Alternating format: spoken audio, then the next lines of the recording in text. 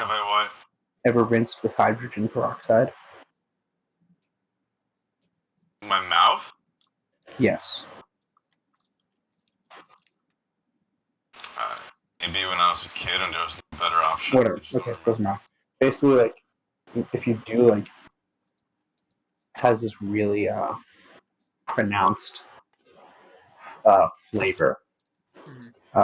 But the taste isn't like the taste of hydrogen peroxide, it's the taste of like dead bacteria. It's like kind of like this sweetly, like, kind of like the taste of a rotting corpse is how I imagine it, you know?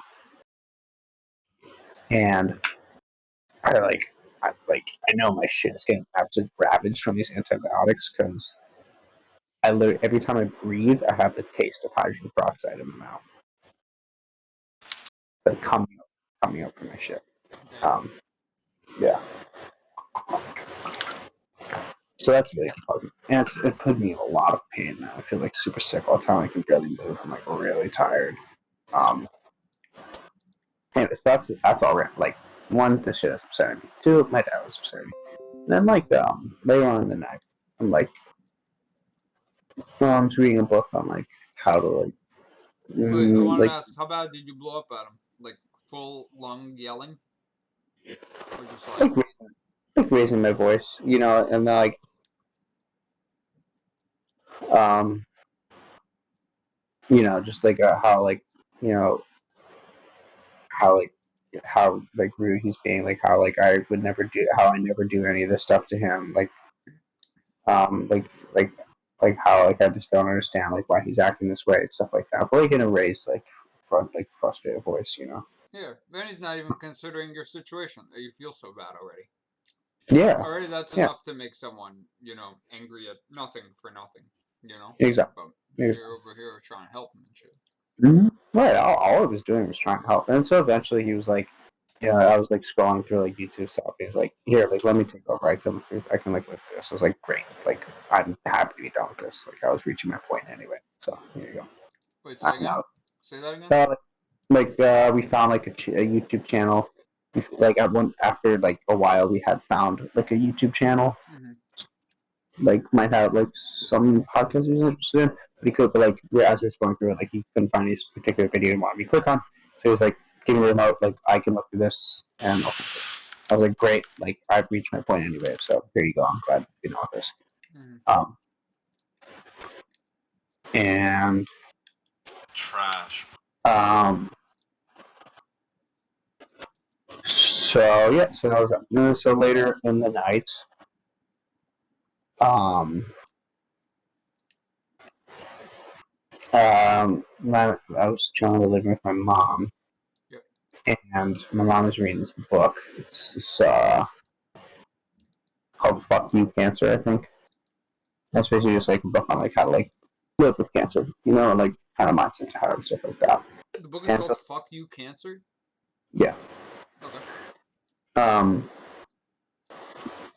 and I was kind of like asking her about it, like, you know, like what does the author say, like stuff like that. So like, we're starting to like talk about it a little bit. We don't really talk about things much anymore. I mean, I've told you this before. Like, I don't really like come to her with the hard talks. Like, oh yeah, I thought it was like interesting. I always love having these talks. So like, we kind of like the conversation like went to like the idea of acceptance, right? Mm-hmm. And so like, we're like talking about stuff. Anyways, the details of the conversation aren't really important for describing the story, but eventually, like the conversation was very distressing for her, and I made her cry, and she like kind of like slashed out at me too. Mm. Um, you know, and like talking about like how, you know, like it doesn't help her to like talk about these things. Like it doesn't help her to like think about these things. She just wants to like live her life. Like just wants to Right. like distract herself and like not think about it. And like that's what she can do. And like how talking about these things doesn't help and stuff like that. And like Right. it's like, yeah, like I know it's hard. Like I know it's hard. Like I know it's painful. All this stuff. And she's like, I don't think you know. I don't think you know what it's like at all. And I don't think you get what I go through, so that's the end of it. And that really upset me too. Um, and then like I was into that. Say again. You were what? That was the end of that. Into that. Yeah, yeah. And later on, like maybe like 30 minutes later, so she like piped up again, and we started talking about like work, and like it was the first time like my anyone's like kind of pressured me about it, which was fine. I'm happy to have a conversation, but like she was already upset, so she was being like very aggressive towards me about like why I'm not doing anything and what I should do and stuff like that. Mm-hmm. And I told her I plan on doing this real estate thing. I haven't started yet because I was kind of like nervous to like ask her like to pay for the course, but she's doing this thing just like they've always done their whole life, which just like discouraged me from doing a particular thing. Mm. Their whole life, In high school, I was like, I want to get a job. They're like, no, don't get a job, focus on school. In college, I was like, I want to get a job. They're like, no, don't get a job, focus on school. Then in college, I was like, okay, I want to get this job. No, don't get that job. I want to get this job. No, that job's not good enough. You can't get that job. All this stuff. Right. And it was something I was thinking about when I was on my walk too beforehand. I was like, wow, you guys really strangled my potential by like pushing me away from like any small step. Right. Parents are excellent at fighting. Literally like master fighters. Mm-hmm. And like I could see how um, like since I've always been kind of like behind everyone, like my siblings, like they were never okay with me taking a small step. They wanted me to take like these giant leaps, to catch up and shit like that. Right. Just never okay with it, and like it always upset me because like the things I wanted to do, they would never let me do, and anything like that interests me, never let me do it. So I'm like, all right, I'm thinking about doing this real estate thing. She's like, shouldn't do that. I was like, why? It's like, well, because I don't think you find it interesting. You're like, yeah, well, you're right, I don't find it interesting. And she's like, well, why are you doing it? Mm-hmm. I'm like, well, I'm not. I haven't done anything. Like, I just like want to make some money. She's like, you don't care about money. I'm like, yeah, okay, you're right, but like, I want to stop being shit. She's like, why not get like a day job or something? Just like being very aggressive about it. Like, so it's like just wanted to have a conversation, and um, I think that's the gist of it. It's just been fucking upsetting. Like, first my dad was just like being so like irrationally like rude to me, and like I made my mom so upset, and like made her cry, and she's coming back at me being so like rude to me as well, and like. Right. But I guess what was distressing is like the energy behind it. Like one, I don't think I can like have these conversations with my mom anymore. It sucks. You don't think you can? Yeah, I don't think she can handle it. And two, like the other side was like my mom like finally had the courage to voice probably something that was on her mind for a long time. Right. Right. But only through anger and, like distress. Right. This is kind of ironic. So I just feel very bummed. I feel you, man. I Like feel you. I just don't want to be. I get you. That is such a drain to be around that energy and just to be in that situation. Like not even saying like it's just a Yeah. tough situation to be in. But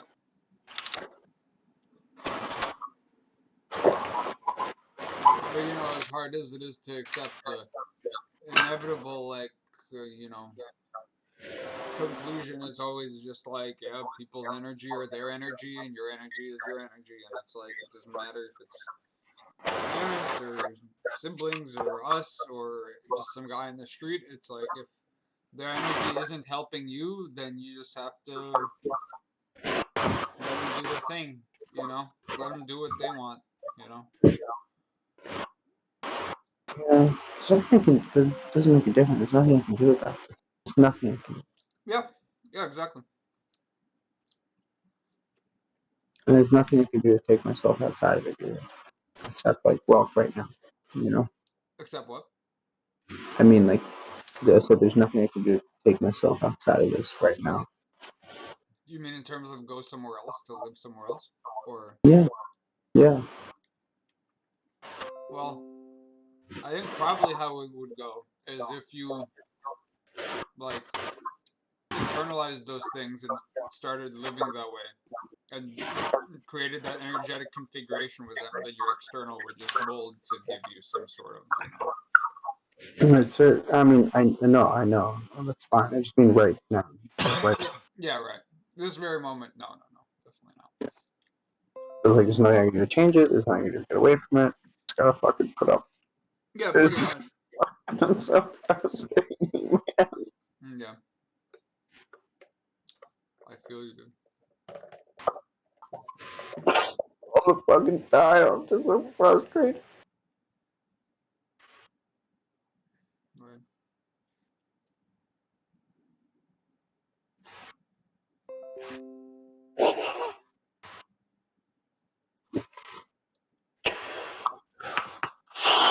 It's like any time I feel like I take a step forward, just take like 3 steps back. Just don't go anywhere, bro. I get you, man. I get you.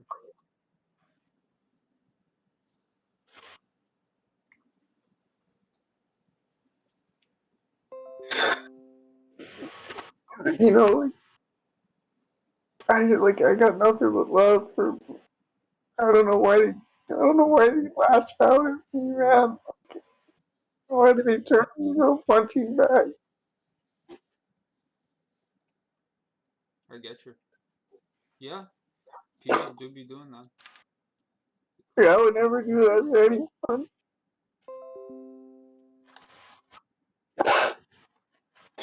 It's like people, bro. My whole life, people just fucking use me as a punching bag, bro.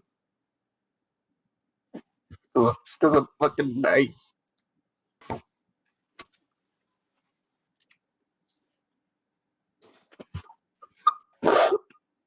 I know how you feel, man. I know how you feel.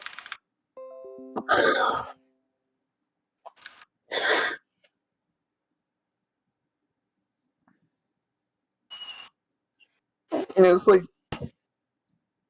oh man, it's so hard. The more it happens, the more I get stuck in this fucking like downward spiraling swirl. There's it's like you just like I felt so hopeless for such a long time, man. Like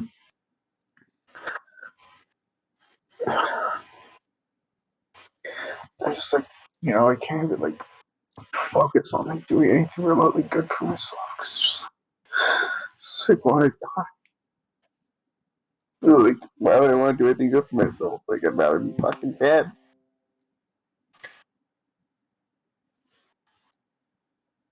I prolong this shit.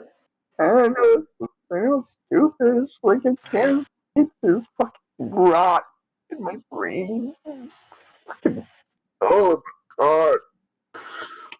Oh.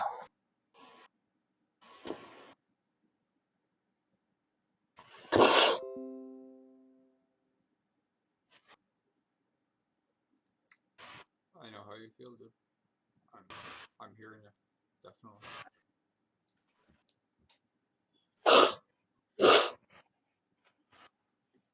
And it's okay to have those feelings. I mean, it's just an energy coming out, you know? It's like, I think it's good that you're having them. I think it's good that you're not numb to all of these things like most people are. I mean, most people, you know, someone like yells at them, barks at them, or something. Like a lot of people just interact like that, you know? And it's like, you know, they're abrasive with each other and don't really understand each other. And like most people kind of talk like that, you know? But then they kind of just forget and whatever, you know? I think it's good that you feel that way, that you feel what it actually is. You know, and that's like the first part of like getting away from it. You know, in your own mind and in your interactions with those people. You know, so the solace or the respite I can offer is that it's all part of the process still. That it's not like you're out in the dark in some shit ass situation that's like removed from the universe or your process, right? That it's all like going more or less how it's supposed to, you know, for just the disconnection from everything that is, harmful, I guess you could say, harmful or just like not energetically aligned with your inner or like a version of yourself that you want to be, like a version of yourself that you would want to be wouldn't, I think, wouldn't, not to say wouldn't be affected by this, but can accept it, like with grace, and that's, just like leading to that. Yeah, The I fact, agree. the fact that you're sensitive to all those things just means it's like you're ready, I think, to, or, in the process of getting ready to disconnect from them, because when we're not ready, it's like, yeah, we'll like make excuses for them and kind of be like, yeah, this isn't that bad, and not really feel them in its entirety. But now it's I don't even know if I am. say again, dude. I don't know if it's Discord, but your camera today has been like hard to hear a little bit, but I mostly hear it. Well, it must be pretty quiet. Um, I said that, like, don't even know if I am ready to disconnect at all. At all. It's like it changes nothing. It's like, it's not like, this isn't something I haven't been through before. Maybe not the mom thing. I don't think I've ever seen it really flash out.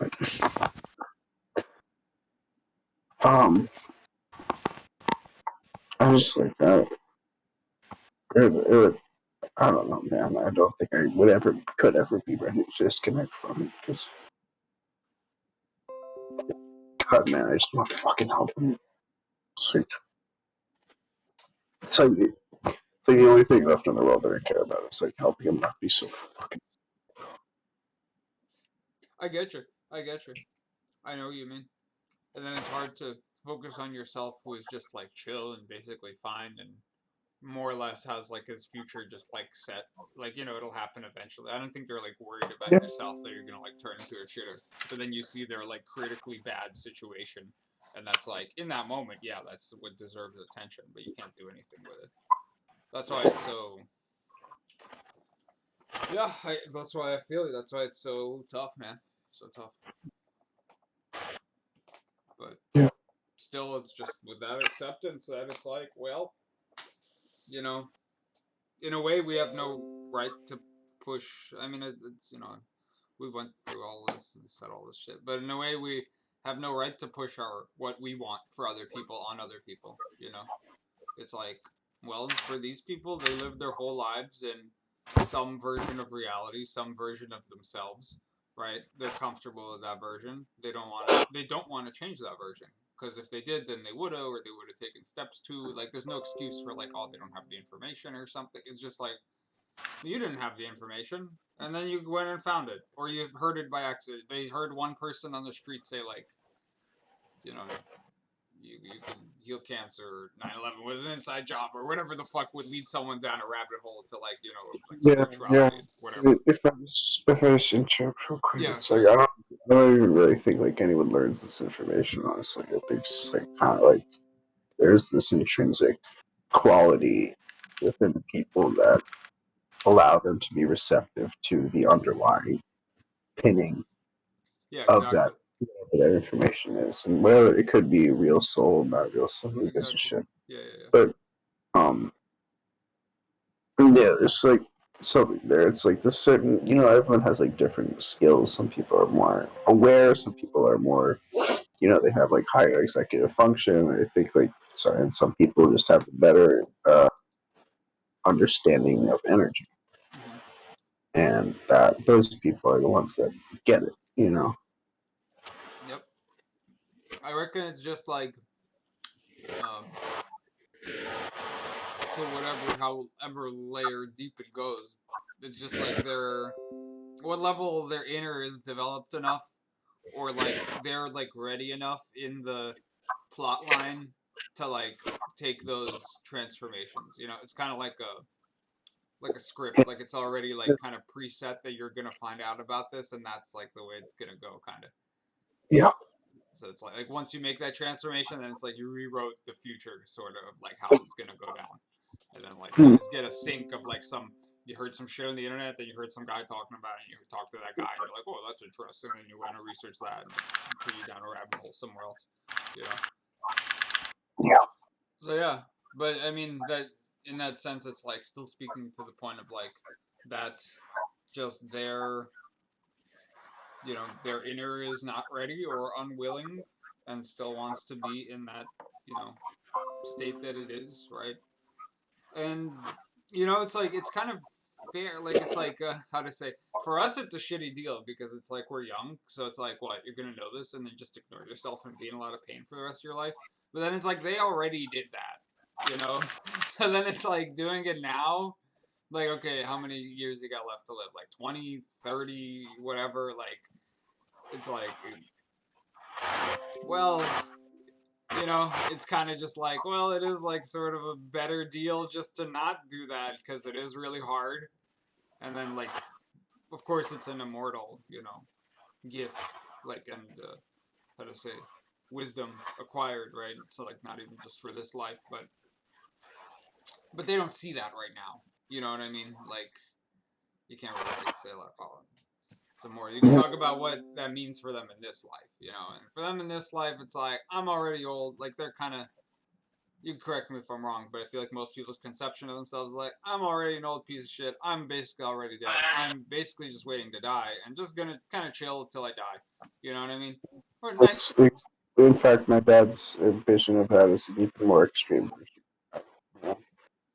What's he say about himself? Basically that, like, I'm 85, I'll do whatever the fuck I want. If I like it, I'll do it. If I don't, I won't. Yeah. Yeah, my dad too. My dad too. My mom is very much not like that. She's like, motherfucker, I'm gonna live till 120 and I'm gonna detox today, and then she never does. But my dad is like that too. uh, My mom on the other side, like, wants so badly to be better and always talks about, like, how hard it is, and stuff like this. And, like, clearly it weighs on her very hard. Much like she doesn't want to go through this stuff, and it just doesn't do anything. I hear Doesn't you. do, doesn't do a thing to help herself. Right. So it's like, um, on both of those sentiments, just like,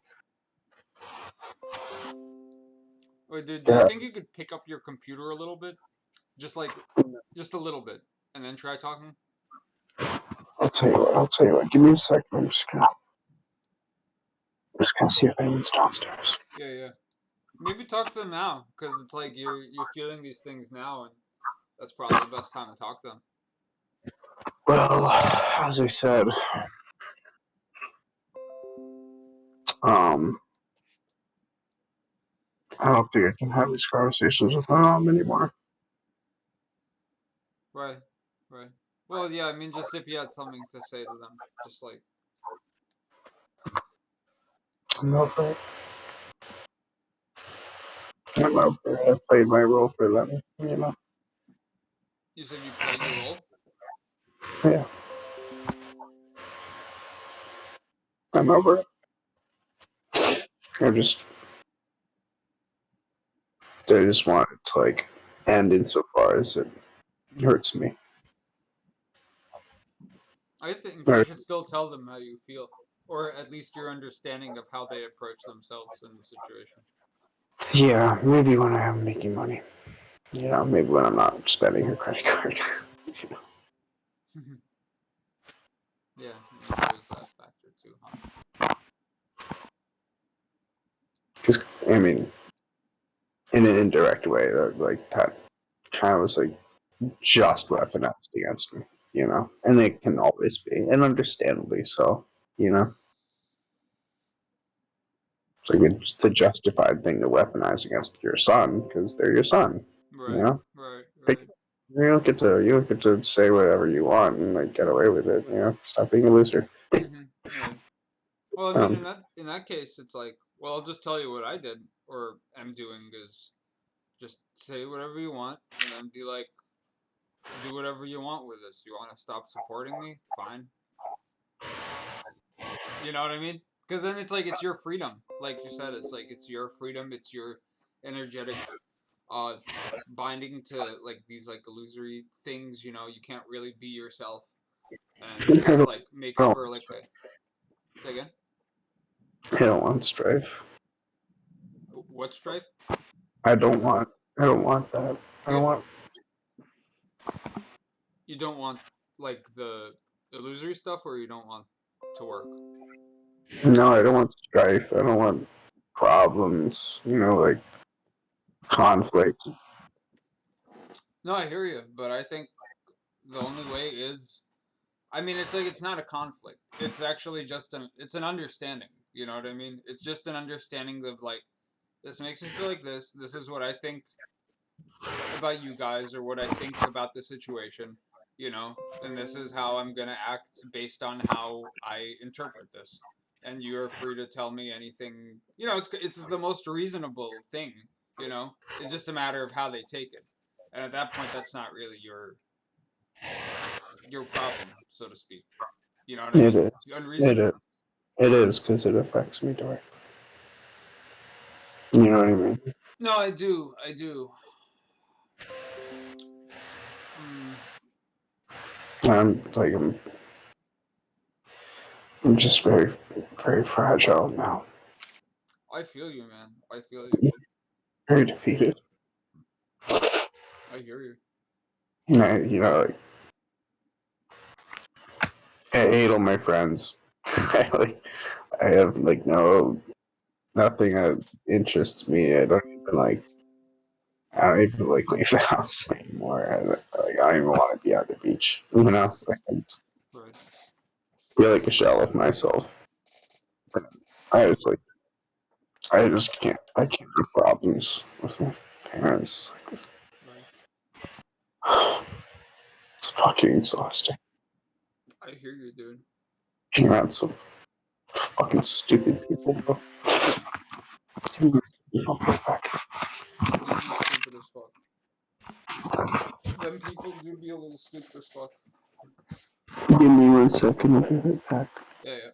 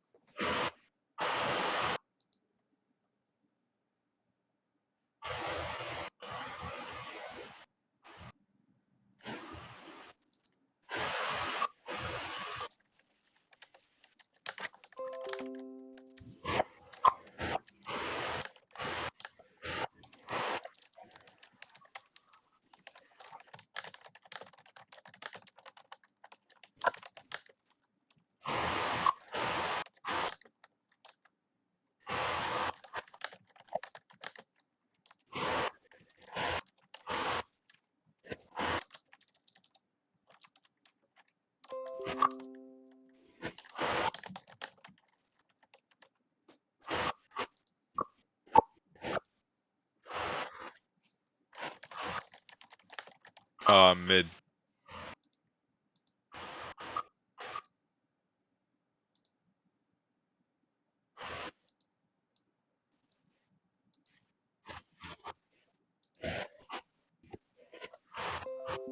Just want to tell you guys now, I will not be buying auras.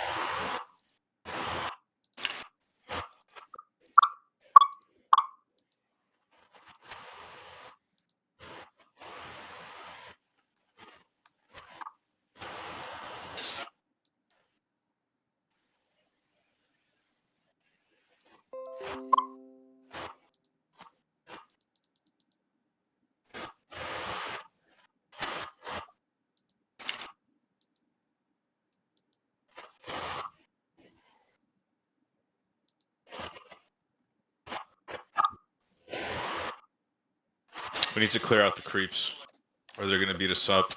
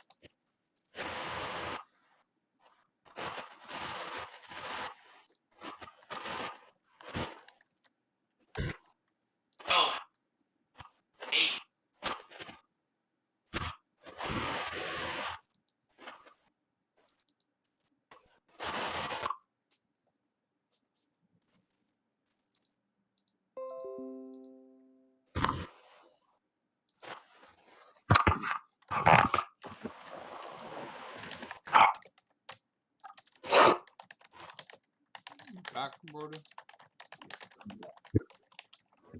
How's that? Talk to them? No, I was just going to see if anyone was awake and downstairs. My dad was. Hmm.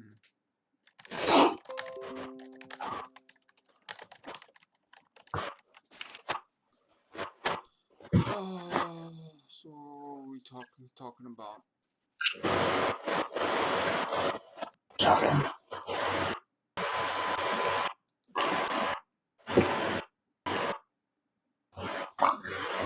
Oh, James, could you go to the settings and reduce your mic sensitivity? Because that shit is bussin' even when you were gone. It's just like brr, brr, brr, brr. Yeah, I do that. I have to talk louder.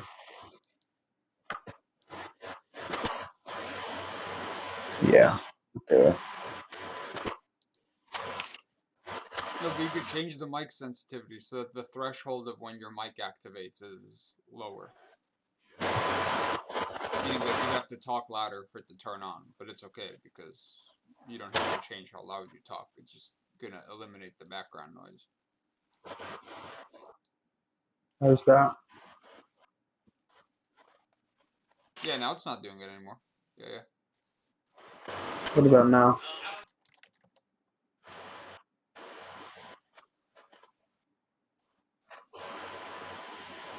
Yeah, it still does it.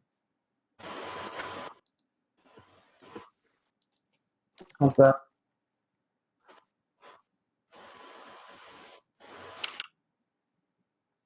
Still kind of does it. A little bit less.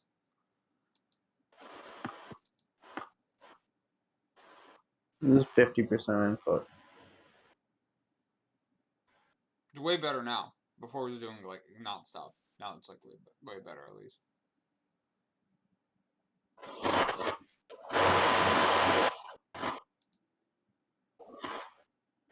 Are you listening to Arty's stream?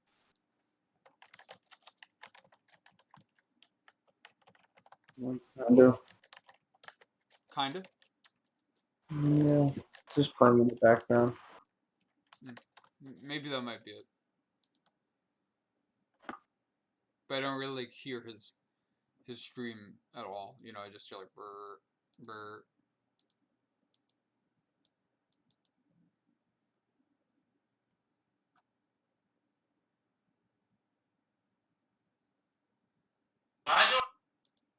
Is that okay? Yeah, that was good enough.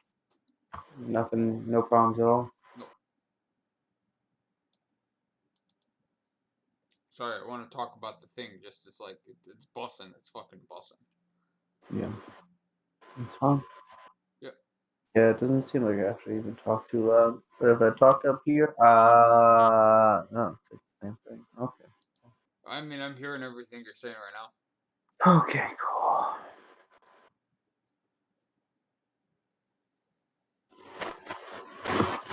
You can hear it again.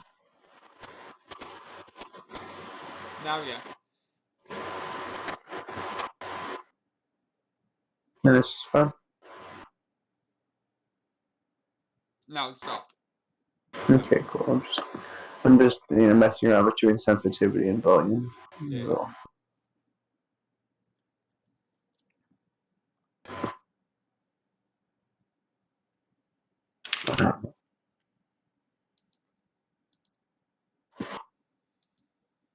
Why are you asking about Arty stream? I was thinking maybe that your mic is picking up his stream, and so that's why it's doing it all the time. I see.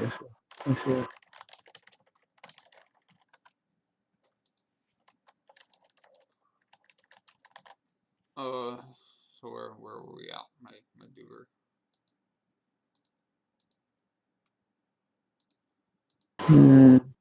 Somewhere between I want to kill myself and I want to kill my parents. Yeah, I feel you. Alright, hold on. Let me just fucking finish this. Shit, I'm almost done. 30 seconds. Alright, done. Done.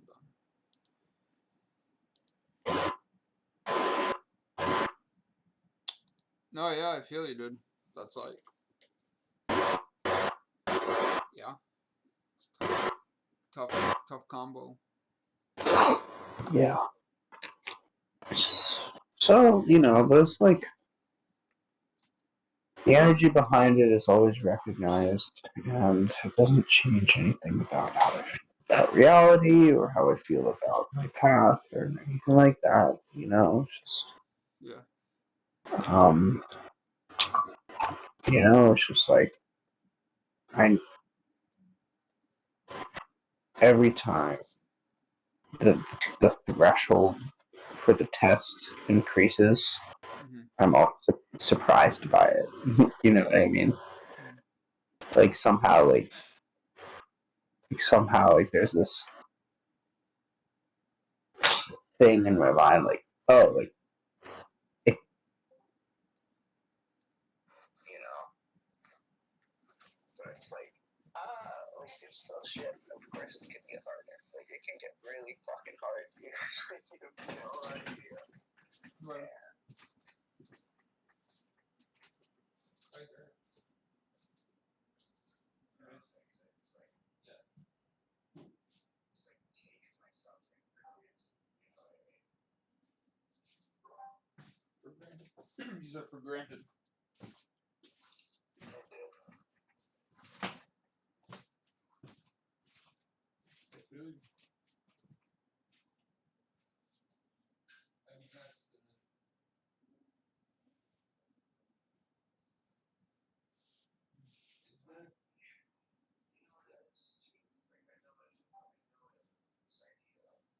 Is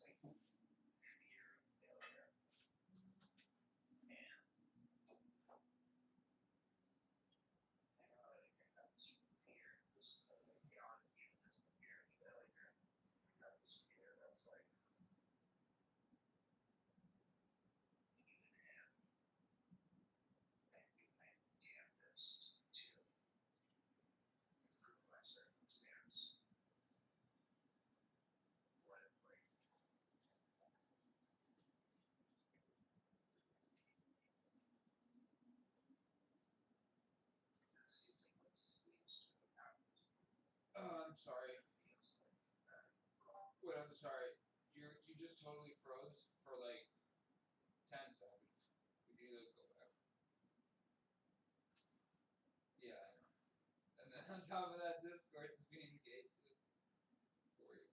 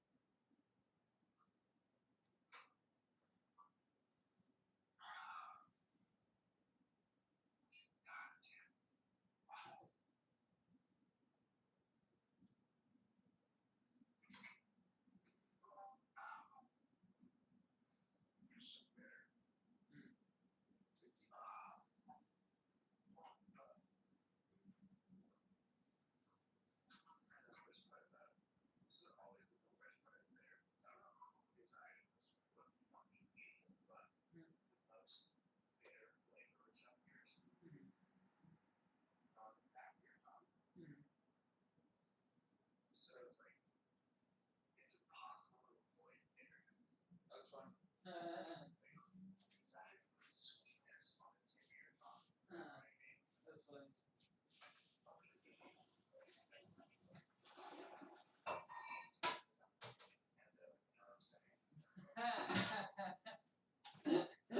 That you got that right.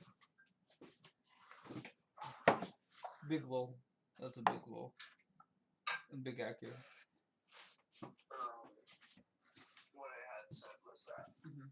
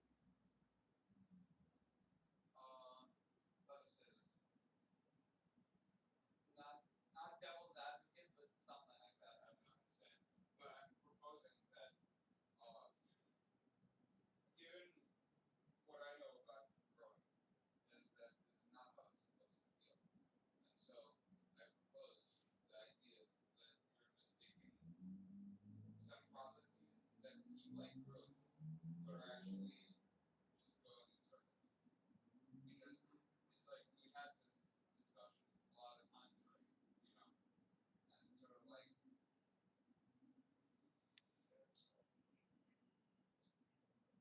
yeah, I'm just making my words carefully to not sound like a dick. Uh,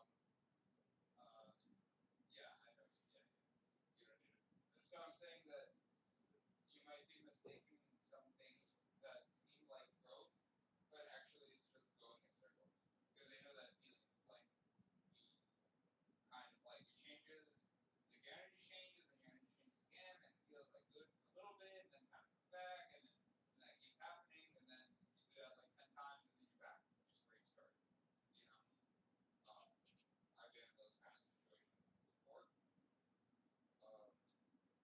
because I don't think that actual growth is, no, it should not make you feel that way. No, no way, not literally no fucking that chance. I can say that for sure. So I mean, in my opinion, even though I'm not in that situation, but I reckon that there are some things that seem like are actually just sort of like just going in circles and the energy kind of changes, but then it's eventually just gonna go back to where it started. You know, and I don't know what you think of, but that would be my assumption. So.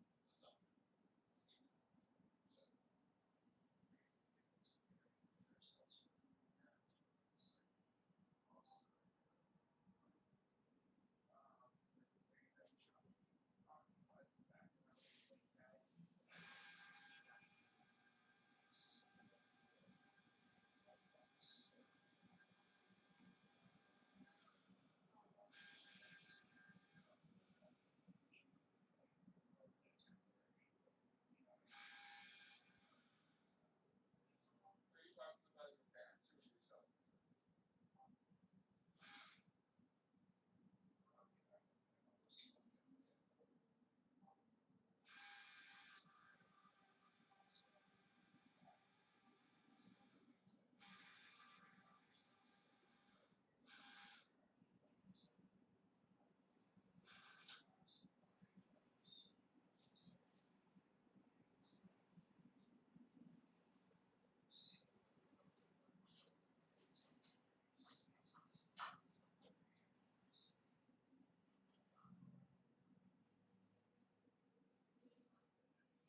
Right, yeah. But sort of just like even how illusory energy goes from like unbearable to, fine, like just like cycles between like awful periods and like good periods, you know, kind of reminds me of like, revolution reminds me of a lot of times, like we talk, like after every argument, we're just like, oh yes, we have learned something. And then it's like, let us go into the future with this new thing that we learned, and then you just do it all.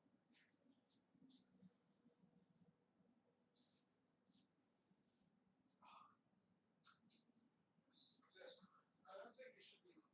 I just don't think the outlook of your life or the outlook of being an energetic being that grows forever. I don't think that should be looked at with sort of weakness. And if it is, I don't. I think that weakness is like mislabeled for the growth aspect rather to the, you know, it's still some illusory thing that, because it's.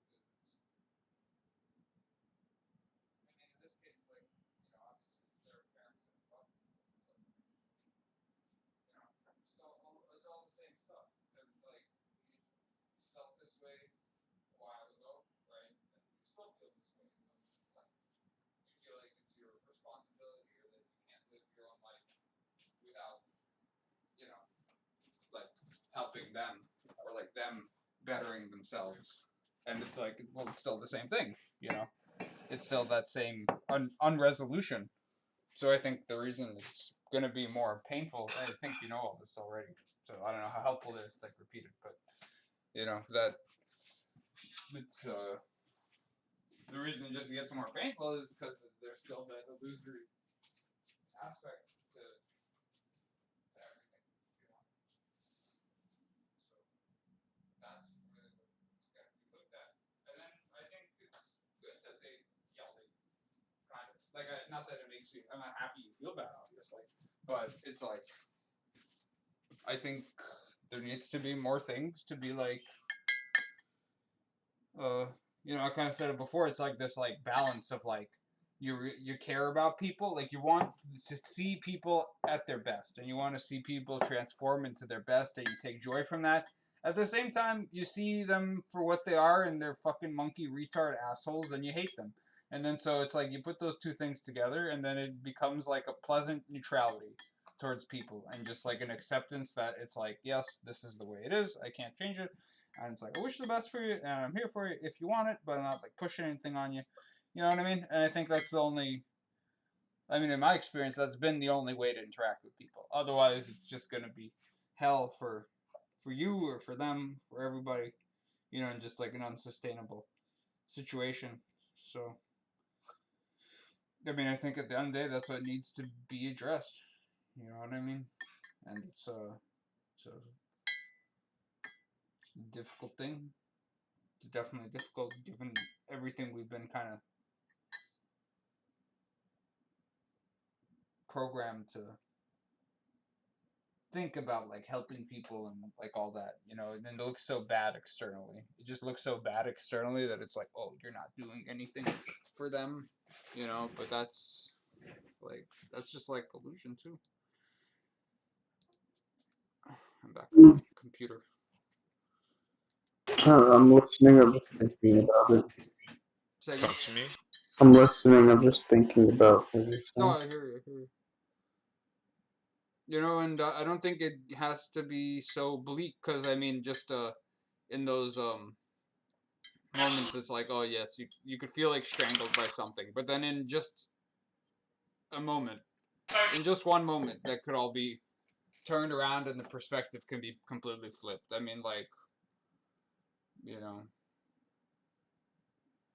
just in terms of like your life, it's just like, yeah, dude, you got the secrets to the universe, and you got the secrets to yourself, and you know what a lot of people don't know, and you have two really good friends that understand you, and you have like your brothers and sisters, even if they don't understand you. It's like, like, whatever. It's like you still got them at least, and the parents are the parents, and the siblings are the siblings, and they can be like retarded, but it's like it is what it is. But you're over here, you're doing your thing, you're, you know, you, well, I don't know if you want to say healthy, but like you're not like you got time to fix it. You know what I mean? And you'll fix it, and you'll do everything you got to do, and you're going to that level, and you don't have to like worry financially or anything. Like like realistically, you could not work the rest of your life and you'd be okay. So would I. Like you know, um, and it's just like, and you're just chilling, and it is what it is. And you can't fix that, and you're in your eternal journey here in dreamland. And every day will bring you new realizations, and it's gonna be new and fresh, and like the perspective could just change in an instant. You know, Yes, yes. but just when you feel, And the uh, perspective is everything, really. say again. The perspective is the reality. Dang sure, dang It's like sure. only certain things can fit into a perspective.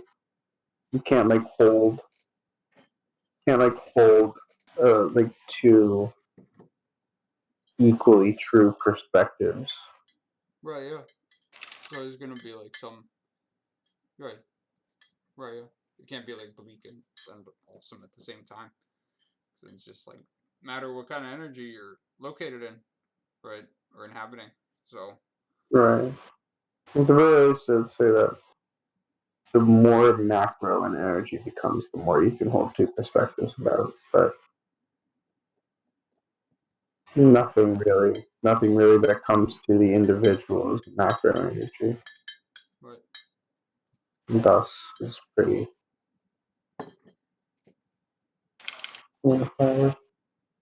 Um,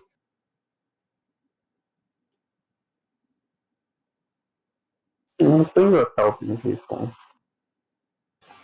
it's like I don't think really it has anything to do with like the conditioning that I feel towards like the idea of helping people.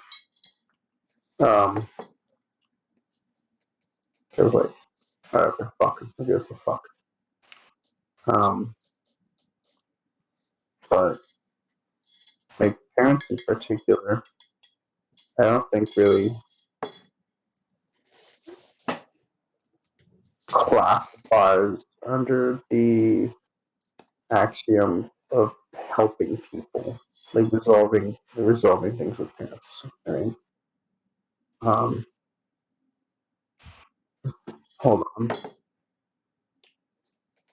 God, it's so hard to use my fucking head right now. You're what? So hard to use my head. I hear you. Yeah, I imagine you're tired, dude. Um,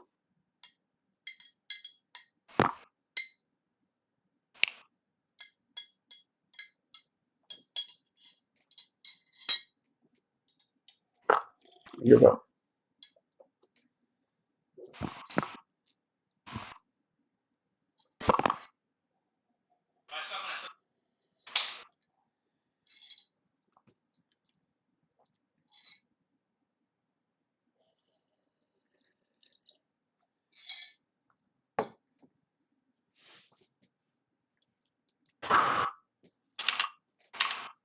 Take your time. You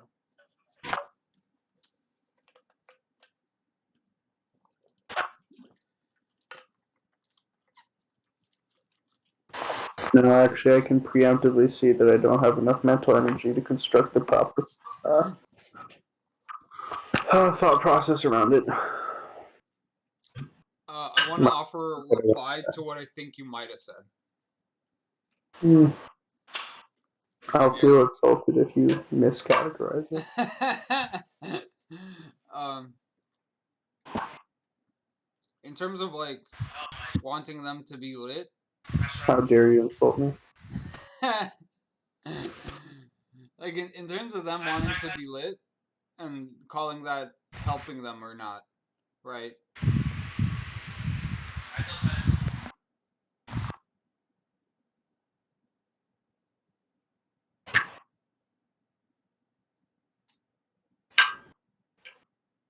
It's less.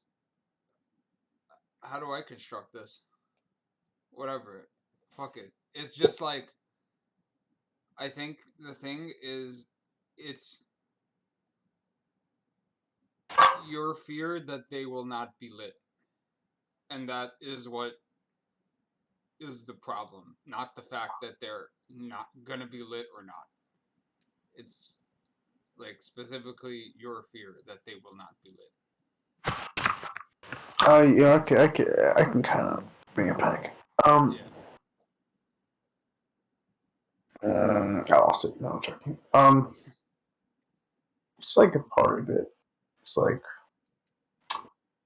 I don't know that I can.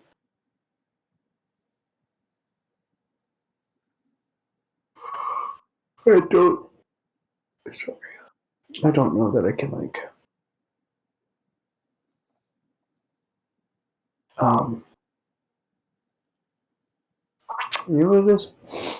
Their stupidity has like affected me so deeply for so long that I feel like an intrinsic connection between their progress and mine own. Right. Yeah, yeah, yeah. Good good fucking phrasings, my dude. Good observation. And like, if they were to die stupid, I just feel like for one, like I feel like I know I would have a hard time forgiving myself or learning to love myself again. Um, and on the other side, um, I like part of me feels like they were to die stupid, that they would like trap my own progress. Right. I get what you mean.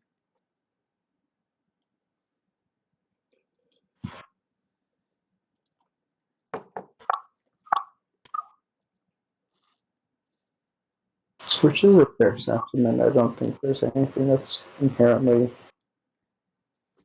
incorrect about that fear. I think there is. Just because, like, what responsibility do you have to them? Like, that's kind of a subjective thing, but it's like, you're not them. You're not in their bodies. You're not in their minds. You're not operating them. Because therein lies the funny thing. I am their body. I mean, you can't control their body. You can't control their energies. You can interact with their energies to the like to the limit that they can, or in the parameters that they know how to interact, right? But you can't. You know, spiritually speaking, it's like you're in charge of yourself because you could interact. You could change your energies. You could see them in their entirety. You know, but it's like other people. It's like, well, if we were meant to change other people, then we would have access to that, but we don't. You know, just kind of in a logically cosmic sort of way. Like you don't have access to it, so it's not your thing. You know, you could interact with it, but it's still ultimately their thing. You know, and I think I wanted to say You just think, to sorry, I wanted to make yeah fun. You'd yeah say that's a cosmological idea. cosmological, nice, nice. I dig it. I had to wait. I had to. It took me a second. Anyways, But I wanted to continue. connect it to the just the prior conversation that you said, like their you feel like your progress is tied to them. Well, that's why you feel choked and trapped, and like your reality will go nowhere, like because it's dependent on them, and they're not gonna do anything. So of course you feel choked and trapped. You know, kind of the same conversation, but just to unite the ideas is like the doy. You know, there's no other way to say it. The doy. Yeah. So I mean, the only thing left every single time it just points to the idea that it's like I think the best thing is just to let go of that idea, and it's a hard idea to let go of, or that responsibility. Like it's not your responsibility, and I it's like know. even I know. even you might have some regrets if you never tried. You might be like, oh, what if I did try? You know, like your siblings probably might have had some regrets because they never fucking tried. But you tried, and you learned everything you needed to learn in terms of like the futility of it.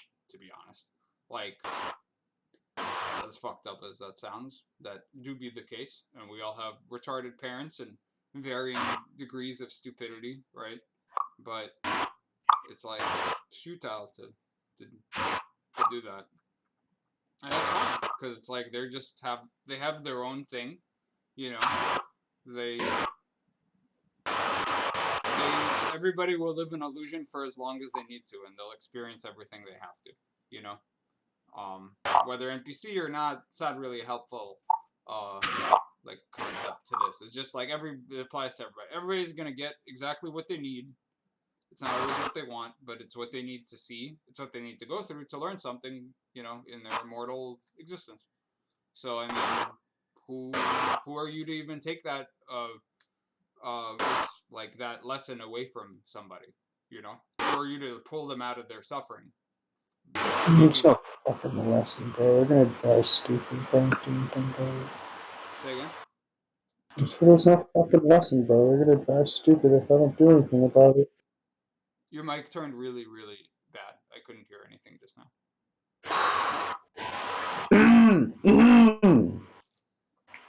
I said, and there is no lesson. They're going to die stupid if I don't do something about it. But, I mean, there's no lesson for them. They're Yeah, not gonna there is. learn anything. There definitely is. Because, I mean, the lesson would be this is what happens when you live. It's a lifelong lesson, you know, or it's a multiple life lesson, right? It's like it's a lesson beyond this life. That no, in this life, no, there's seemingly no lesson. I agree. It's like just too bad, so sad. But like in the grand scheme of things, which is I think the perspective we should understand, because it's like looking at things only from the perspective of this life does is illusory, you know, because we are immortal, and if you want to extend that to other people, it's like they are immortal too. If you're immortal, then same rules apply, right? Then if you're immortal, then it's like, well, clearly you carved out this life and like, or crafted or scripted this life to teach you what it's like to live in illusion. And this is what you get, and this is the interactions you have with even your closest people, you know, and this is how you push them away, and this is how you ignore yourself, and this is what it leads to at the end. And that's not a good ending in this life, you know. But that Yeah. is the lesson that most people have. That's a lesson that fucking literally everybody has. Like, I don't think very few people could say they actually died like happy who they are, happy everything they did, you know, didn't ignore any part of themselves. I think if they got to that point, they probably wouldn't be here anymore in the physical, you know, to learn these lessons. Right. Hang out in purgatory. So it's like, in that sense, um,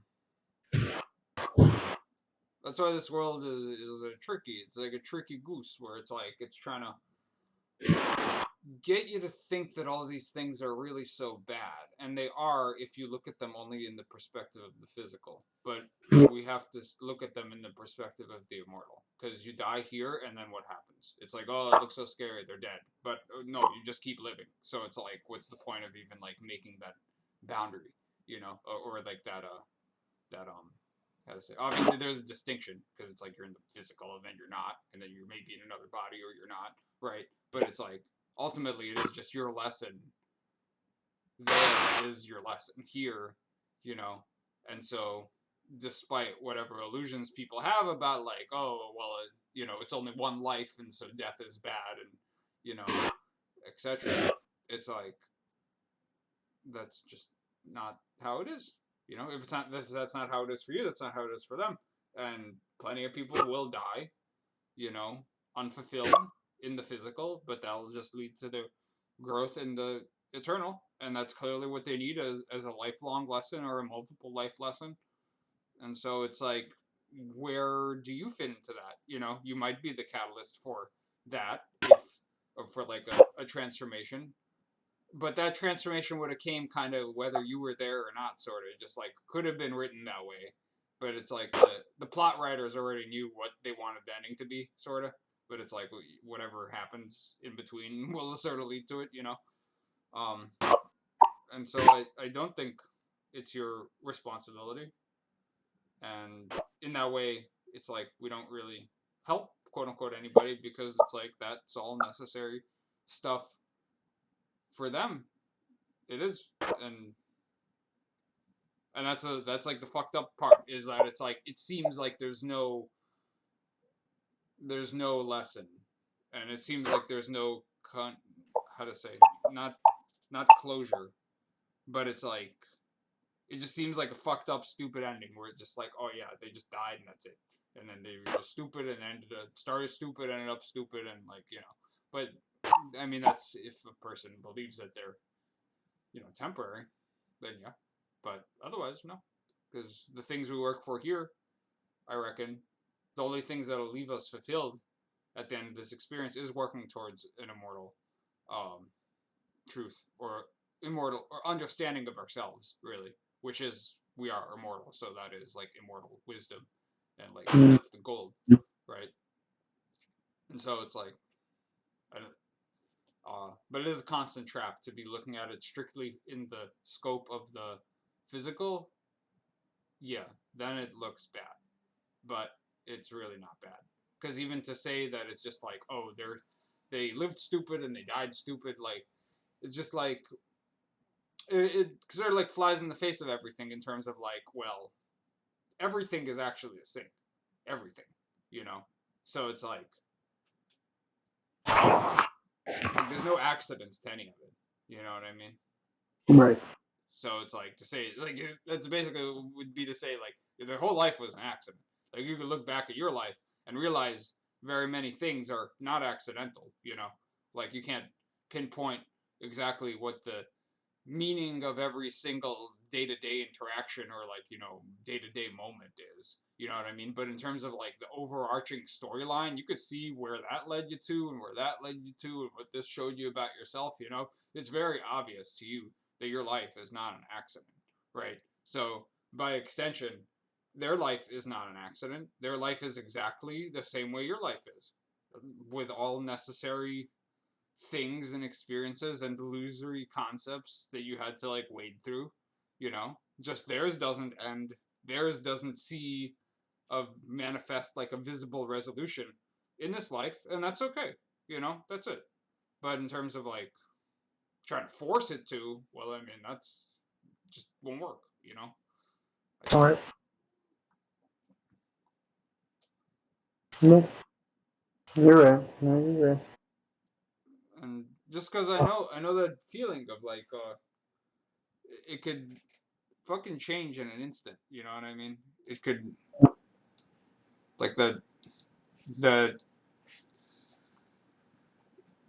feeling like you're dying feeling and you're just, like, trapped, you know?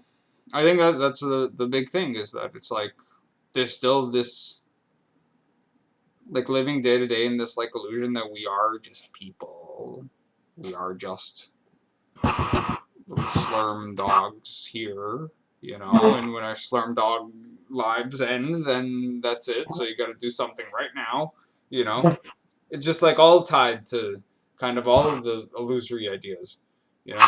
And so I think it's just like, yeah, just chill out and get some reconnection to stuff that you know, and approach situations the way you know, like, and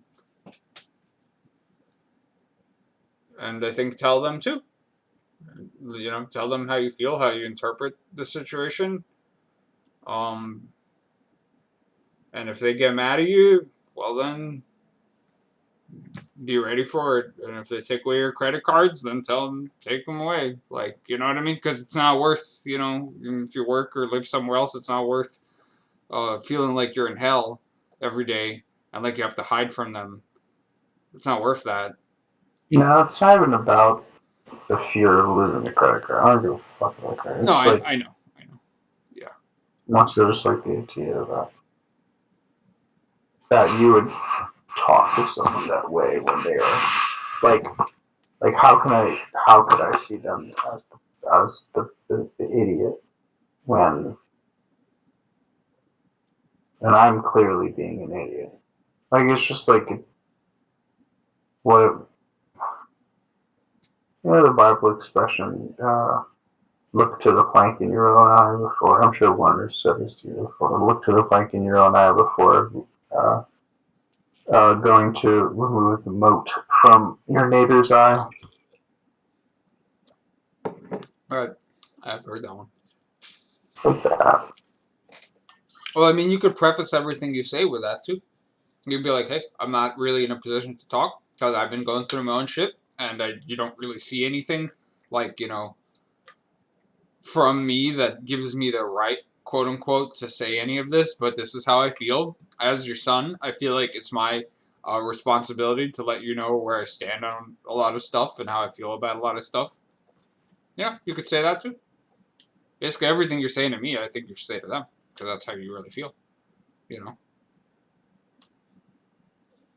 Yeah. And they would want to hear that too. They don't want a fake version of you. Maybe they're okay with providing fake versions of themselves, but I don't think they would want. But I think they just don't realize that, right? But they wouldn't want a fake version of you. They wouldn't want a version that just, like, tells them what they want to hear, you know? Like, why would they? That wouldn't make any sense. It's just like, no, only tell me what I want to hear. Like, nobody's like that. Everybody wants the truth, you know? So I think, if anything, you're responsible for just that. Just, like, making clear your energetic, like, positioning in all of this and what you think and how you're gonna interact with this them being open to them talking, you know. But anything more than that is just like, well, you tried. This is what it gets you. This is how you felt for a long time. And you don't want to feel that way anymore. And you're not trying to make it all about you because, you know, you're not the one with fucking cancer. They probably throw that one out there too. But it's like, I'm not trying to make it about me, but I just want you to let you know how I feel. And you could do that what you want. We could talk about it. But, you know, I think that's the only thing you really have to be responsible for in all of this. Yeah. Yeah.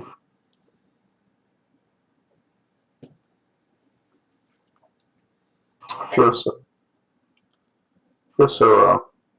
Yeah, I feel so fucking drained. I feel so fucking drained because, as I said, I think this is what's really eating me is like this fact. It's like feels like today is like the first day. Like I've been kind of avoiding having these conversations in fear of like eliciting the reaction that I didn't want. Um, but like today is like the first day. Like I'm kind of like entertain the possibility that it's not worth having the conversation at all. Um, and it's really disheartening. Yeah. And it's like, yeah, we'll talk. We can talk about this too at a different time. But like right now, like I really don't want to talk to him about this anymore. It's like just for the sheer ignorance. Like it's been like basically what mom said to me. Like basically, for lack of better phrasing, like I just want to be ignorant. Um, I don't think thinking about this because that's the thing, right? It's like they just view awareness as thinking about something, right? Right. So it's like to her, it's like I don't think thinking about this will help me. It's like okay, well, clearly nothing's gonna help. Right. Um,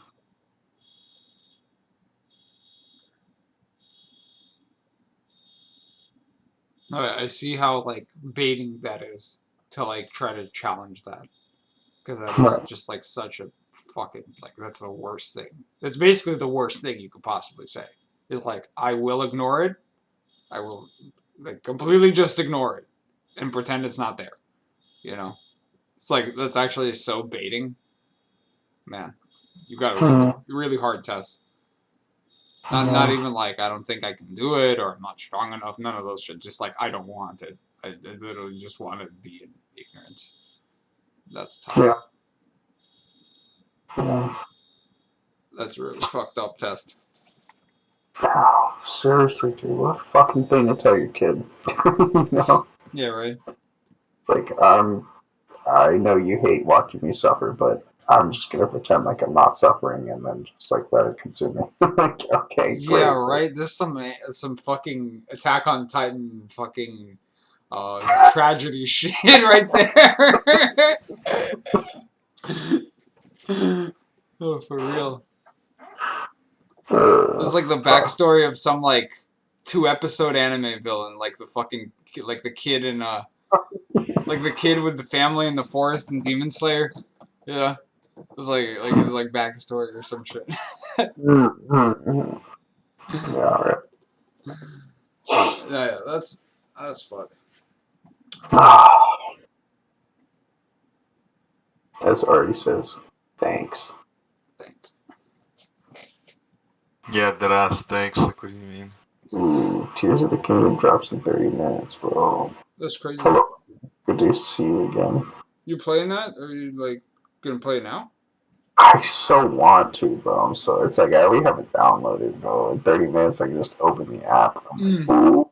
I see. For like, it's gonna be like fucking like 4 hours of tutorial anyway. Right. And then your vibe is probably like not the best. My vibe is, I don't think I'd be able to enjoy it the way I want to right now. Yeah, right.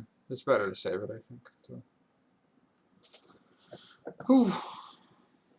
Oh, have you been listening this whole time?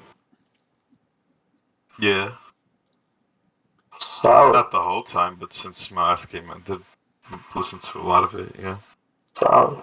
so Solid.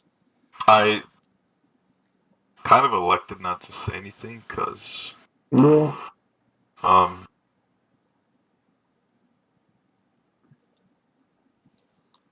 hmm,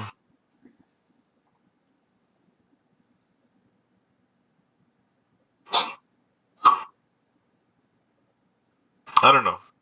I guess I just well, I know that you're really feeling it now, Mr. Krabs, and you need to hear something juicy to help you navigate this emotional maze, and I don't feel like I could provide that. But I know Michael's always got some goods, so I'll So just you let him don't think speak. approach for things. Huh? I said it's a good approach for things. Um, What? Which part of it? just in general, just let Michael speak. Well, But thanks, honestly, Arty, by the way. Huh? Thanks for Oh saying I yeah, I got the mean, goods. I'm not yeah, thanks, right? Thanks. No, you got goods too. Just sometimes you just got to be in the mood for them. You know, or not the mood, just like the. Sometimes you can summon them better than other times. Is just what I mean. Mhm. You know what I mean?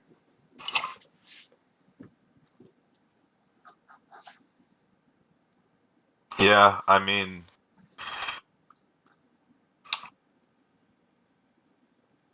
because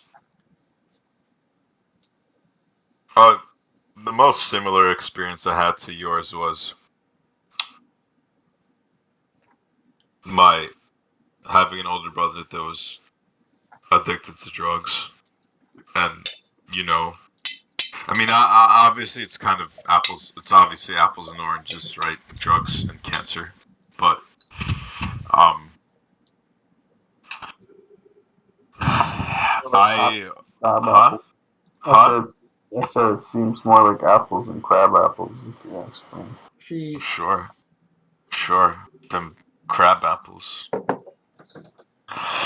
Um, but yeah, I could e- whenever I would kind of try to speak to my brother and help him,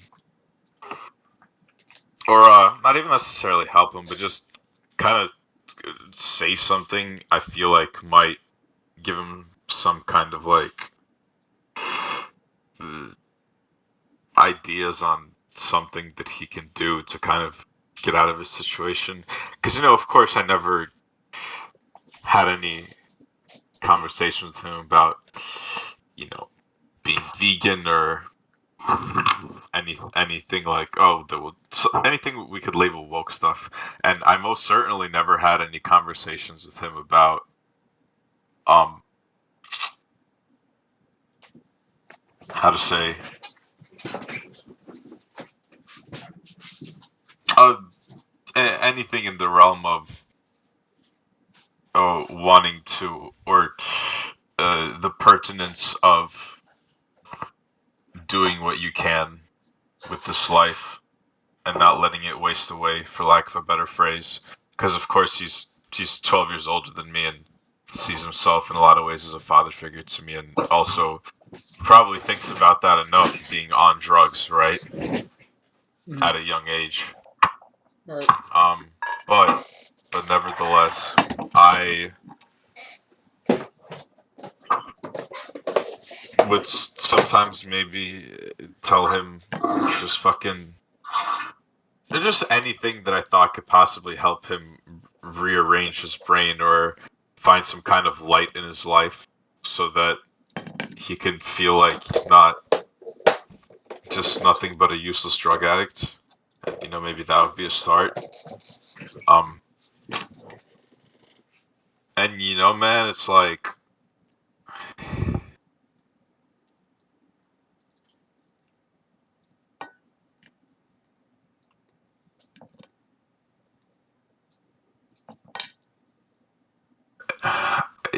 trying to find a good way to phrase this. Yeah, change can. Mm, or actually, first, let me say that, you know, if I were to juxtaposition our school of thought, the NPC school of thought, it would be that the Crucio style is such that you can only really anything that you can possibly have going on that's really kind of eating away at you, or maybe not even necessarily eating away, but causing some kind of significant internal conflict or confusion or strife, be it your health, your money, your relationships, your this, that, whatever it is, right? Or just the way you feel within yourself. All of that is only stuff that you can solve, or it all starts with um, asking yourself, or speaking to yourself in an inquisitory way, where you're kind of just trying to get to the bottom of what is it that you actually care about, and what is it, what what approach do you truly resonate with, right? That's our way, so to speak. But then the way that most people do things, um, they really don't like that. That thinking doesn't even register with them. If anything, the deepest they'll go is, kind of just like generic stuff you've heard a million times. Like if your health is at stake, you're gonna think about how you like want to treat this life with gratitude and make the most of it. And if they're talking about things that, oh, kind of what they put their energy into on a day-to-day basis, it's they think about how they want to die happy or die peacefully and fulfilled and stuff like that. But point is that the answers for them is very much external, right? Because let's say I,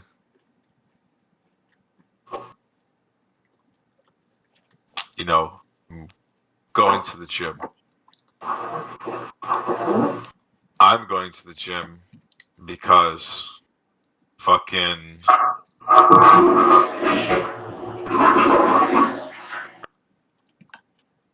My bad. I wanted to wait for that little hurricane to pass by. The reason I go to the gym is truly, really, at the end of the day, is because I see,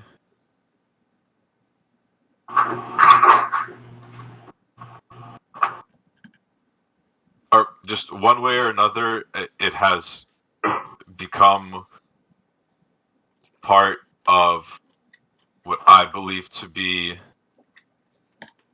um confronting my internal illusion and fears, and kind of just getting up off my ass and not being a finite looper. Whereas average, the reason average goes to the gym is because, you know, he wants to stay in shape and look good in the mirror and things like that. And of course I do too. I'm not saying I don't. Mm-hmm. But all of those are very much, all those, just secondary. They're so fucking secondary, because no matter what I would sit there and try to r- tell myself is a good reason to go, or a powerful enough reason to go, that would kind of force me to do it, I could never find such a reason. And I could also never find such a reason for anything else in my life. For my freaking diet, for the way I interact with my family, the way I choose my friends, the means by which I decide to earn my money. There's no amount of it's almost like no matter how much I weigh the pros and cons, it doesn't matter what the balance comes out to. It all just comes down to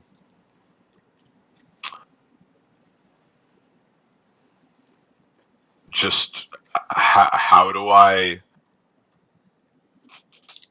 resonate with it on a very, very deep primal level that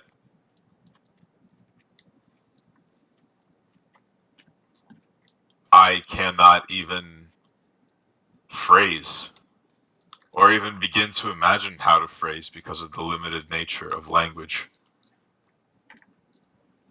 you know? And, man,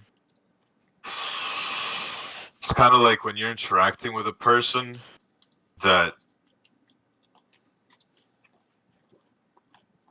doesn't do it our way, that doesn't really focus on the internal. I wish I had a better way to put it, but sometimes the biggest, well, so always, usually the biggest truths are so fucking simple and don't require any legit explanation. Uh, when people aren't focused on the internal, then it's gonna suck and it's gonna hurt when those are people you care about and you see how not doing so is very directly hindering them or harming them. Mm, but but I mean, maybe that's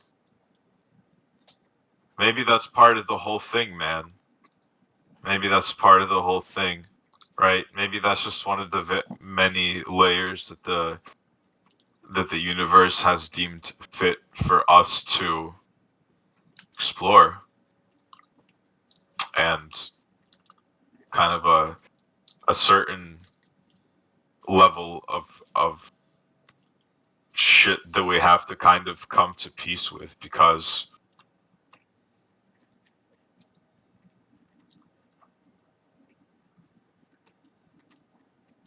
Yeah, I mean, you're absolutely, yeah, you're absolutely right.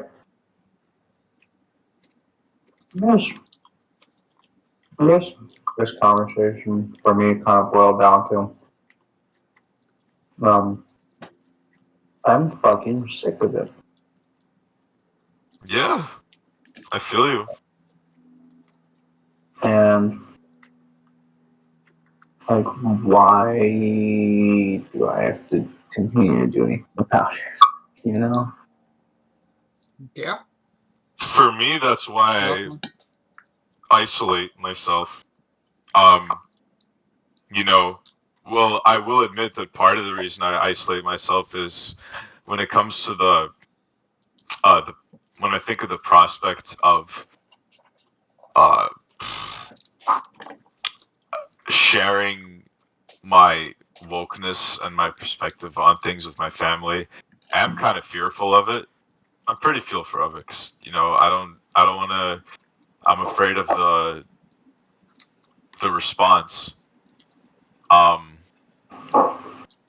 but at the same time, I'm also doing it because, like, just bro, being here on my own thing is just the only way that I personally can fucking figure internal stuff out, right? And it's cool because not only is me figuring this stuff out will allow me to at one point be able to share these things with them, because I will, overcome and gain confidence and stuff like that. But it also has allowed me to.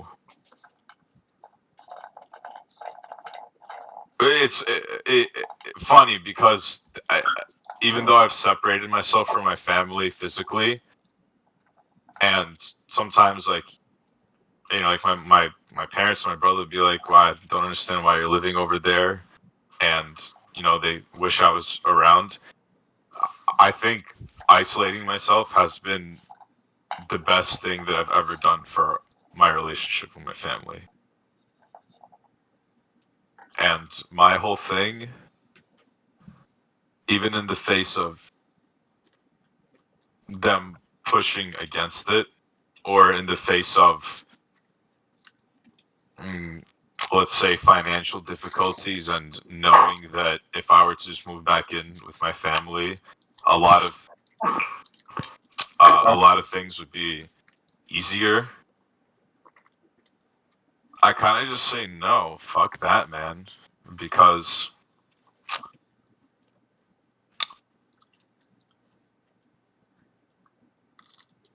god damn it, that's where my heart is at, and nothing fucking else matters. Like, also another thing is that fucking shit, I just words kind of just slipped out of my head. Um, uh,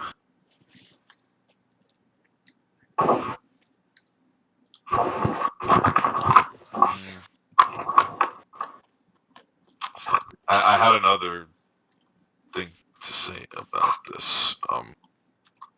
So good now. I'm kind of fading anyway. Okay. We don't have to talk about it anymore. I am also kind of just not rambling, but speaking to myself as well.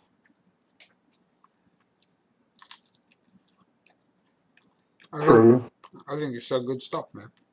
and you said very good stuff. I appreciate those words. But a lot of these kind of contextualize how we exist on opposite sides of a spectrum, where, you found resolution in your relationship by detaching, and I found resolution by attaching, and how both of us need to find Oh, the deeper mhm. resolution of that. You're kind of a little quiet. Okay, hold on. My dog's barking in my mom's room. I'll be right back. All right. That's hot because now I remember what I wanted to say. That's funny. It's always like that. And it was for James partially too. Mm-hmm. Mm-hmm.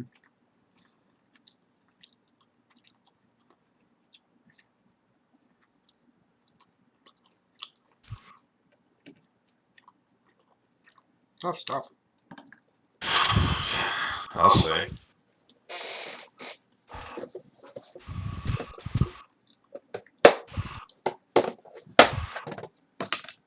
It's only as tough as you make it, you know? It really is only as tough as you make it. That sounds like a hard thing, but that's the truth. Mm-hmm. Big time.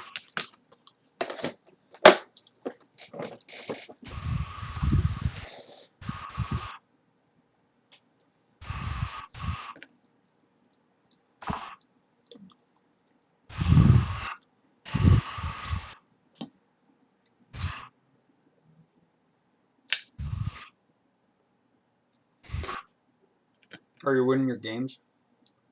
Yeah, I want both of them. Like a chat. Sheesh. Sheesh. Top G is proud. Andrew Tate is proud. You think so? Yeah, I talked to him. Oh, nice. Out of the Romanian prison. Nice. Sent me a secret message via carrier pigeon. Do you say via or via? Via. I actually say via, but in that one time I said via. It's like the first time I Or said via. I say via but I could, if it flows better with just the words in the sentence or my tonality, then I totally don't mind singing for you. Yeah. Me too. I usually have a very preferred way to say words, but actually I noticed when I said via, I'm like, that doesn't sound so bad. But that's the first time I said it like that. Oh, it was pretty good. Nice.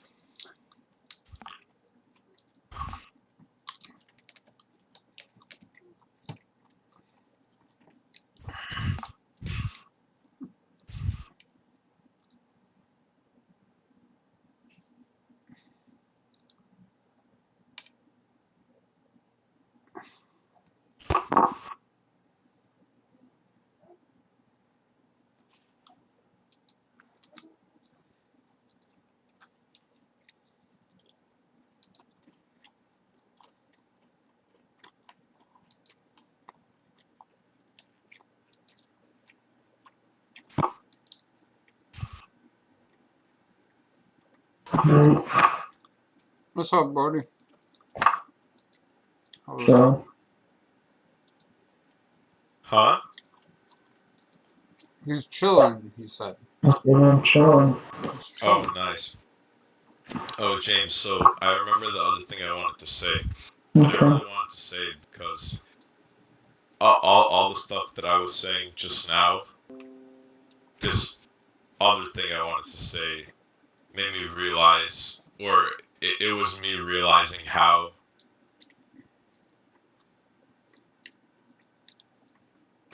my and your situation might be connected in a way. Maybe I can offer you some insight that I have found for myself, which, despite the context of our situations being different, there is that the similarity. But anyways, for me, man, the whole moving out and doing my own thing, a huge part of I I also very much deal with the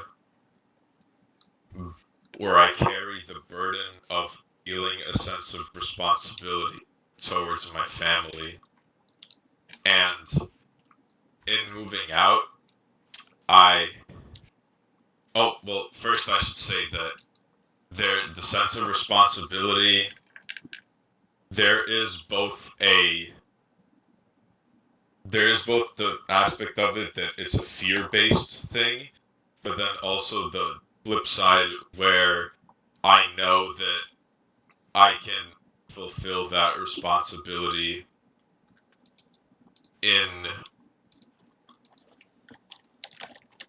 through being my true self and my divine Giga Chat form. I can also fulfill that responsibility, right? So it's kind of Okay. two-sided, right? But the point is, me moving out and doing my own thing,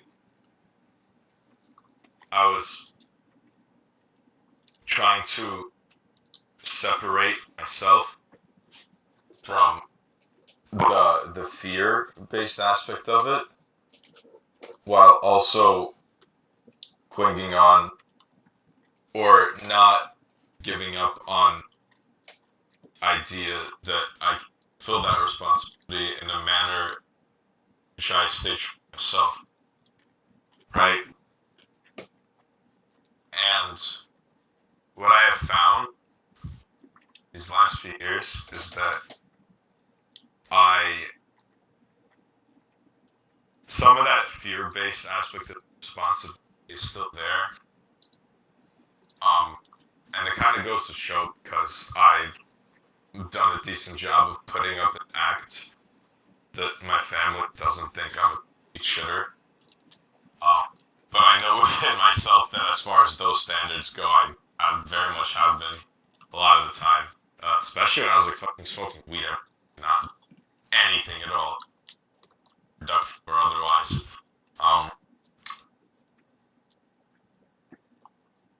But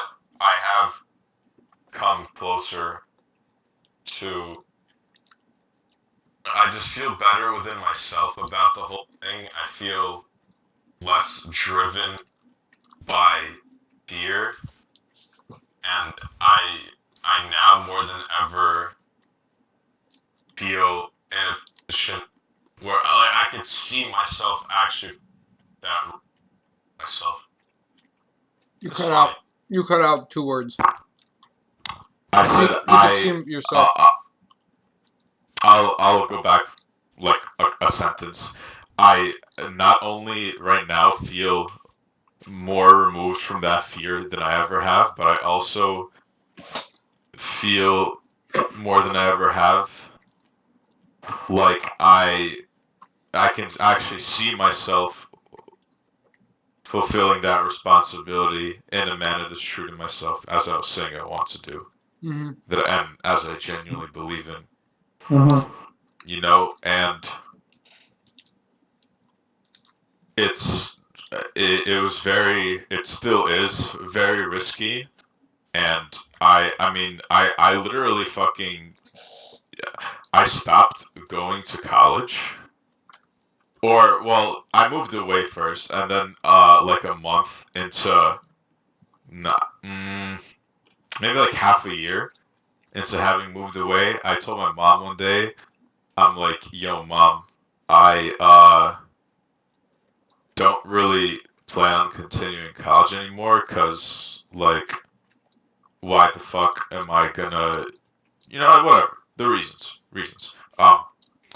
So I move out, and then I stop going to college, and the only thing that I planned at the time on doing or gave my family any indication that I'm not being a complete shitter is just this like fucking trading shit, which is fucking. I mean, it's sus. It's mad sussy baka, right? Even if you know what you're doing, and then for fucking like older Russian people that have only ever or mostly heard stories about like fucking people losing all their money doing that shit.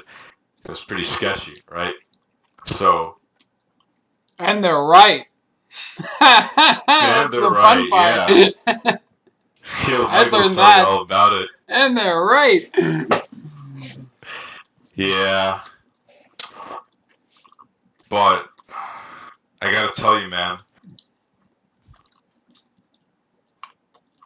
if you can find a way to make that distance, it's kind of like how you guys tell me that there will never be a convenient time to go vegan, right? And it's always gonna suck at first. Yeah. The same goes for making that distance from your Yep, family, bro. it's true. And Certainly less and less. No, I agree. I agree. And I plan to find a way. I know the way, actually, and I'm gonna start pursuing it tomorrow. Just gotta fucking drive it first and get to it. Oh, yeah. So, hell yeah, man. can do it.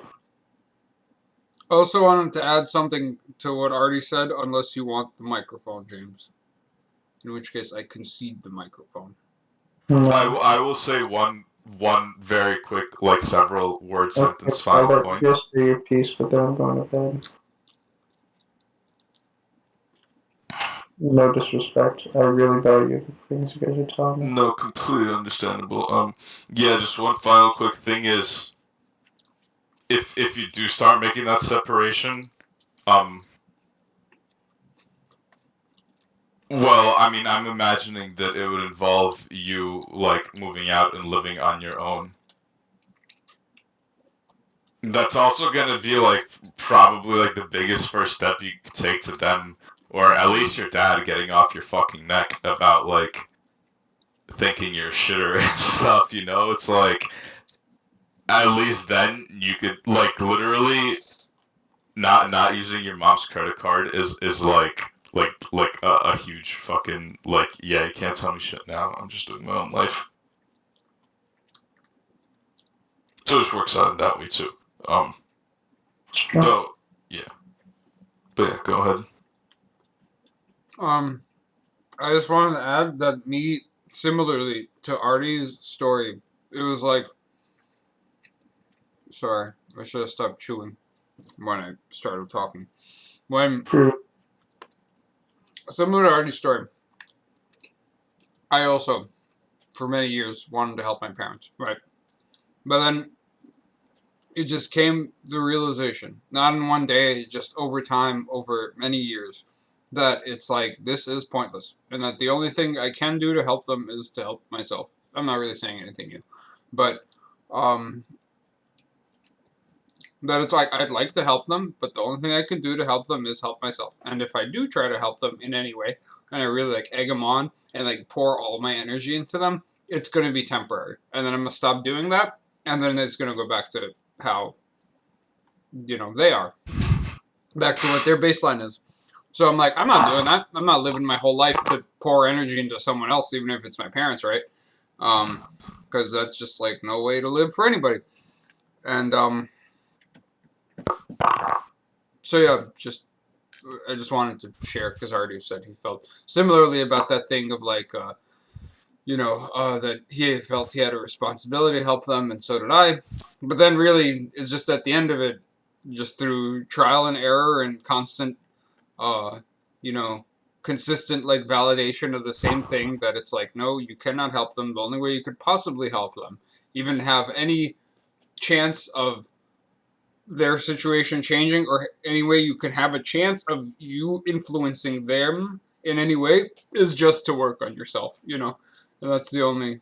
That's what this I've always tried to embody, and um, it's the philosophy that I've lived with too. I always told myself that if I graduate, that this whole situation would kind of go away, and yeah, I was going. Yeah, it wasn't until really recently, until like I just kind of got caught up in the habit of supplying my energy elsewhere and getting caught up in the trap of it.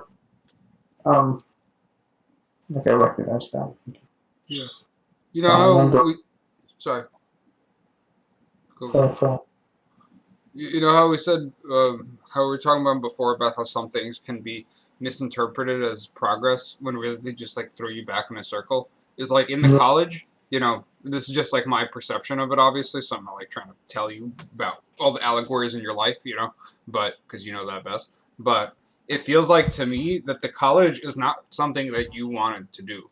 It's like you wanted to do it for them, right? So it's like the goal is still like to help them, or it's like it's still, you're in a sense pouring energy into them, just not directly, but it like seems like it's for you because it's like your degree, right? But it's like, Yes, what are I you agree really? with you. I wish you had told that to me from my past self, because I might have realized it back then. But that's Yeah, right. Well, I mean, it's not bad to finish college either, right? But like, but now it feels like, yeah, it's like it's still just the same thing, but it looks like progress because it's like, well, this is for me, but is it really, like, like I you? mean, I always knew I was doing for them. Like I remember we haven't had this conversation, Right, and I told them like many years ago. It's like, yeah, fine, I'll fucking graduate, but I'm not doing it for myself. I'm doing it for you. yeah, right. But at the end of the day, Um, it's like just to, and there is that period. I mean, it's like, hey, guys, I took it. Like, I literally did that shit. I'm not trying to fucking jerk myself off here, but I'm just saying it's like, I literally became fucking crazy idiot boy. You know what I mean? My parents have more faith in me than most, but like, it's like this guy literally like lost his mind basically. He like quit college and said that he's gonna stop eating, stop sleeping, and like never get cold again for the rest of his life, and like meant it. You know what I mean? It's like there is a period of like your parents, like there's a transition period of like you're a shitter and you're like bound to your parents, and it's like we all, like, judging from our stories, we all had this as a roadblock in our lives to certain amounts of degrees, right? There's like, you're a shitter, bad at your parents, you don't really have anything to show for it. Okay. There's this transition period where you break away from that, but you're still a shitter. But now you're just a shitter and you're crazy. And you're like unrelatable and you're like not understandable. But that's like what it has to be there. Like that's the whole test, I think. If it's like you broke away from it and they're like understanding of it, it'd be like not really like worth a test. It'd just be like, okay, yeah, that's what you should have done in the beginning. But then here it's like, you just have to go your route. Go and follow your experiences and your inner and all your synchronicities and everything you know and been known for many years and everything you know about yourself, right? You just follow that and fuck what everyone else says. And that's it. And there will be some sort of distance and maybe even some sort of resentment that comes out of that because on the one hand there was years of love, but now there's going to be maybe some, resentment backlash from that, which is fine. You could recognize it for what it is. Because at the end of the day, anything not non-neutral is like just kind of illusory, right? But um, but I just do want to say that it's like to avoid that is like I don't think there's a way to avoid it. Same thing with Artie probably. His parents probably left. Like he left, and his parents probably like, "What the fuck are you doing? Like I don't understand why you're over there." And like, what are you doing? But then now it's like, hey, they kind of see him, they got used to it, and then they see him as like, hey, this guy could take care of himself, and he's not like a little shit. You know what I mean? Or maybe he's a little shit, but he's like not, fucking, a complete booger. You know what I mean? Whatever they think of him, right? And the same thing with me. I still live with my parents, but there is like a more respect in terms of like from when it was in the beginning, right? But in the beginning, it's like, yeah, they're not going to understand you. They're probably going to be not happy about what you're thinking or how you're kind of like, how to say, even if there's not like a direct problem, it's like your energy will make a problem. These people are great at making problems out of nothing, as you know. So it's like just your energetic like shift will like just make them subconscious discomfort. If there's no like external like outward like disagreement, it's like it'll just make like some, fucking. It'll just make them like go crazy, kind of like fucking. Yeah. It'll just like make them malfunction. Yeah. And it's like we should be ready for that. We should be ready for that, and that it will happen. So it's like I don't think it's good to avoid it because to avoid it is like you can't like to either go through that or stay where you are. And you say staying where you are makes you want to kill yourself. So it's like the only thing is to create a a conflict. Like you can't. It's unavoidable. It's completely unavoidable. I think. In all my experiences, and Artie's, like what he said, it's like seems unavoidable to have that rift with your parents, but it's okay because you trust that you know what you do. You trust in your thing. And at that point, it becomes not irrelevant like you would like them to understand you. It's not like you hate them and you're like divorced from them. You'd want them to understand you. But you also recognize that it's like they will only understand you really, or like you can't stay in this situation. And two, the only way you could come to a better understanding is if you do this. And just kind of, but they don't understand that. So that's like the hard part,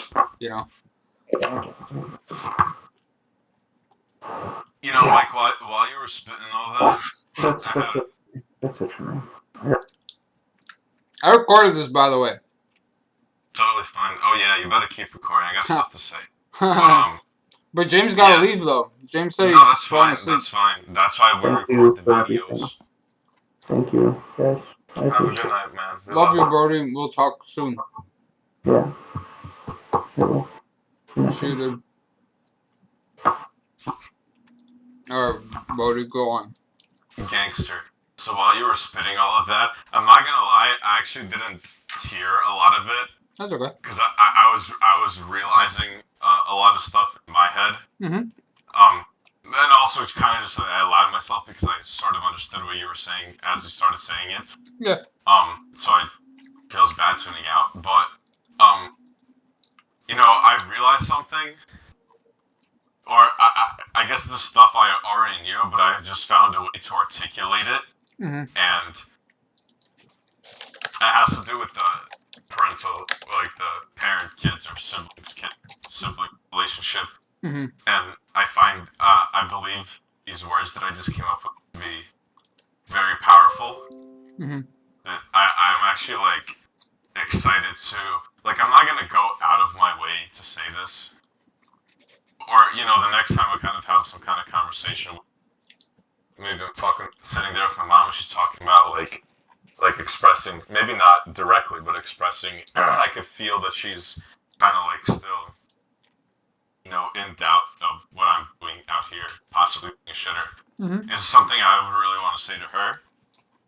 Something that I think these words would really help James, and honestly, just in general, even like your average fucking NPC, if you have like just like some friend or acquaintance like, sitting there and like worried about this parent stuff, is like really good advice for them too, right? Mm-hmm. Here's the thing. Here's the sauce, man. Really good sauce. Let's hear it. Is if you really break it down, what do parents want for their kids? Mm-hmm. So then be happy. For/from their kids. Right. There's three dimensions to it. Mm-hmm. There's three dimensions to it. First one, and this will be the main thing that any, parent says to themselves that this is what they actually want for their kids, Mm-hmm. is parents really deep down just want their kids to be happy and live a good life the way that the kids want to, and make the most out of this existence and fucking fuck up and happy and shit like that, Mm-hmm. and just all the good stuff. Right? They really just want their kids to flourish Mm-hmm. and carry a positive energy, Mm-hmm. right? Right. That's what's deep down inside. Then the more surface level stuff is there's also kind of like a minimum at least that parents want for kids, right? Very kind of just like primal survival based stuff is okay, my kid needs to at least fucking be self sustaining. Right? And this is why we send our kids to college. It's like, we don't want them to be total shitters, fucking homeless, and like have to deal with a bunch of stuff or become drug just some shit. It's like, Go to some weird scammy tech class. Yeah. Led by just some fucking, Mexican guy you don't know. yeah, watching videos and shit. Watching videos, operating Yeah. a fake company, lying on your resume. Yeah. Yeah. But yeah, so yeah, that's the second thing is that they want them to at least have some kind of like, okay, my child can take care of themselves, and even if shit goes south, I could rest assured that they will at least like find a way to just fuck over their heads Mm-hmm. and not fall into like some terrible shit, Mm-hmm. right? Mm-hmm. And then third one is the selfish one. Mm-hmm. The selfish one. And this is like what do parents really want from you? Is I just freaking spent 20 plus years providing for you and dealing with your shit, Mm-hmm. and like dumping so much energy into you. Right. I don't want you to fucking base your life around me and fucking do everything that you do just to make my life better. I still want you to live your own life as it does. Well, Right. parents that aren't fucking retarded. But at least like fucking, just like some crumbs, my nigga. Where the crumbs at? Like come on, like how fam literally wiped your ass for mad long. Like it's gonna be your turn at some point. You feel me? Right. And then also parents like just fucking or just any fucking family member. Nobody wants it to be a part of their narrative when they're on their fucking deathbed and look back at everything, or even just now in day to day. Like nobody wants to say to themselves or think to themselves about how fucking their son or their daughter or their sibling or whatever is like a fucking complete shitter. Right. Nobody want even us. Like we don't. I mean, we're cool with whatever because we know the nature of this existence. But ideally, right? If there is an ideal to be had, it's like nobody wants their fucking family shitters, right? Of course. So these 3 dimensions is wanting us to be.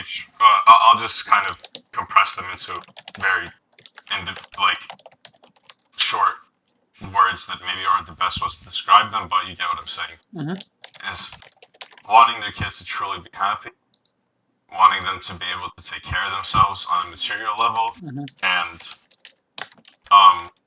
also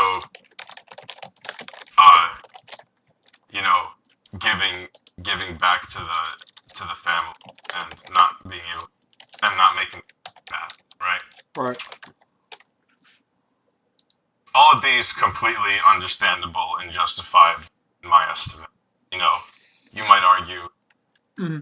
third one less so, but whatever. You know, I don't know, man. I feel like, at least for me and my thing, it's like, yeah, you just fucking. If I spent 20 fucking years, Mm-hmm. like, hey, man, if I got fucking raised by my like retarded Soviet parents that fucking egged me on to have like 2 kids by the time before I'm even fucking 30, Mm-hmm. and then like I have to spend my life like fucking raising them and just like living around them, and like they won't even fucking like help a nigga out, Mm-hmm. then like what the fuck? Mm-hmm. I feel like that's like that I can understand, right? But anyways, all these 3 things that parents, or these things that kind of encompass what a parent wants for/from the kid. Yeah. Man, honestly,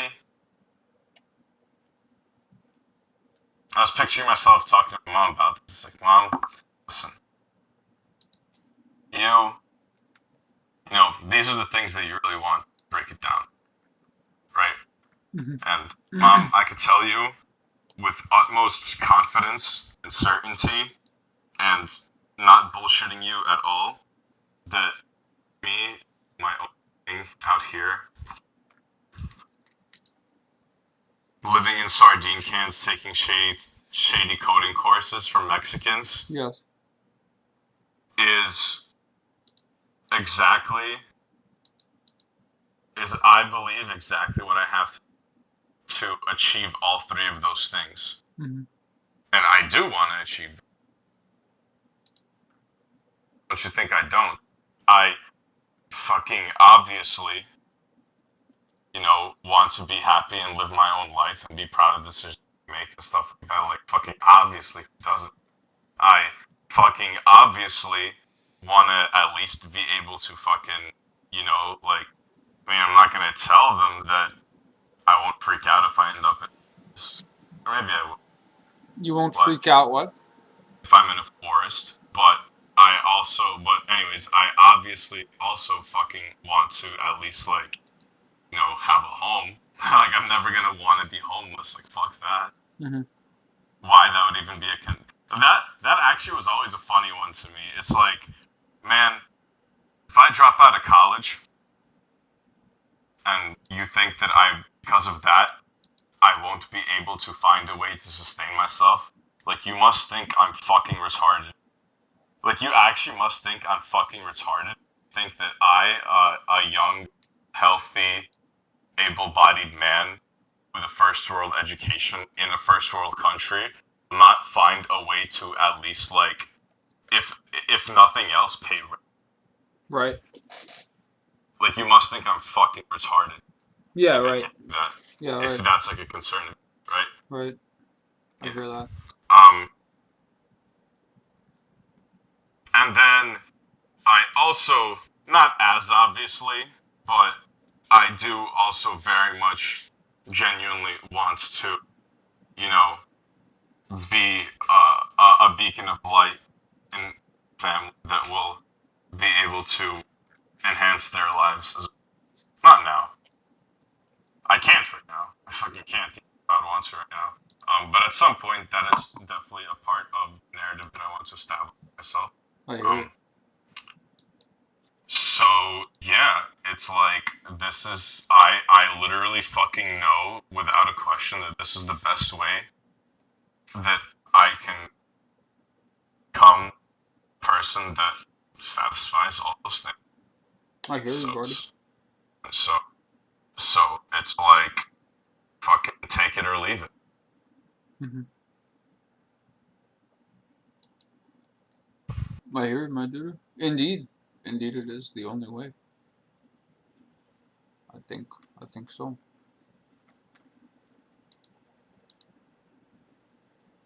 Actually, it's funny. As I said that, I looked at.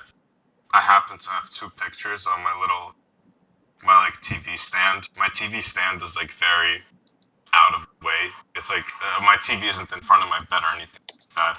Mm-hmm. It's just like in this kind of inconvenient spot in my room because I don't watch TV anyways. Mm-hmm. I just have a TV, so I some and over here I had laying around both a picture of me and my mom and me and my brother, and I just happened to get the exact same time while saying this. I hear you.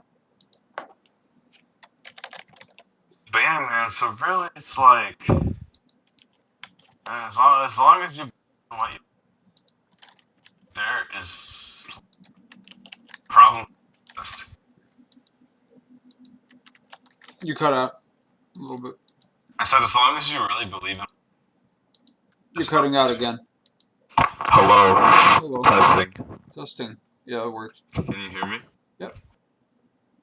So as long as you really believe in what you're doing, then fucking there's nothing to worry about in any sort of way. Right. Right, yeah. And I feel like I can say that for myself. Because the only things that I'd be worrying about is just fucking whole lot of turducken, honestly. Mm-hmm. I know that whenever things cause me any kind of pain, illusion, it's it is just, well, it's illusory. Yeah, it's just fucking a cycle, a pattern, an energy that I need to break out of. Mm-hmm. It's cool. Totally. Yes. I feel you, my dude. We will all make it. We will all make it for sure. With the parents, you know, the parents, shit, they'll make it too. Yeah, I hear you. I hear you. Do I have anything to add? No, really. No, really. No. Telling you, baby. Yeah.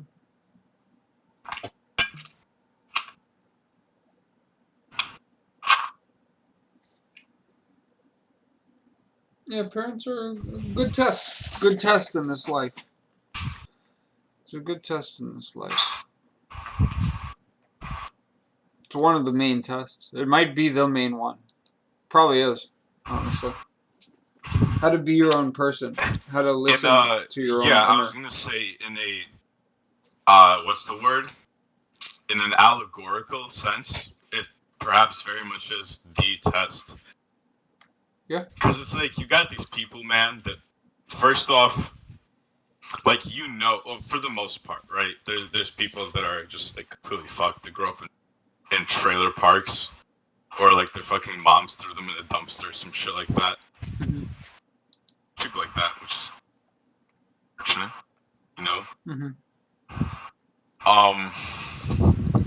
But yeah, for the most part, it's like, um, you know, just like you got these parents, and it's like people that you know that no matter what fucking happens, they'll like help you out, right? It's like or maybe not no matter what happens. Obviously, there's extremes. If you like start fucking selling drugs and being a complete utter shitter, then maybe they'll stop helping you. But for the most part, right? If when shit goes south, they're gonna be the ones that no matter what you can rely on them, right?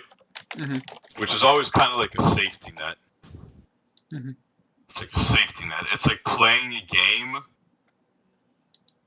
and knowing that you can fuck up really, really, really, really, really fucking bad, and like you literally just like fucking like you skilled all your point, or like you just fucking grinded for mad fucking long, and then like you pressed one button and like accidentally deleted your whole inventory, and like you're still not gonna lose the game, you know? It's kind of what it's like. There's that, and then there's also uh the other thing where it's kind of, how should I say this? Let me think about how to phrase this.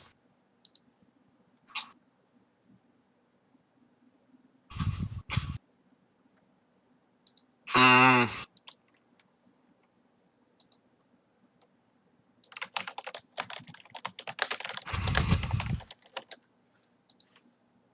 I guess.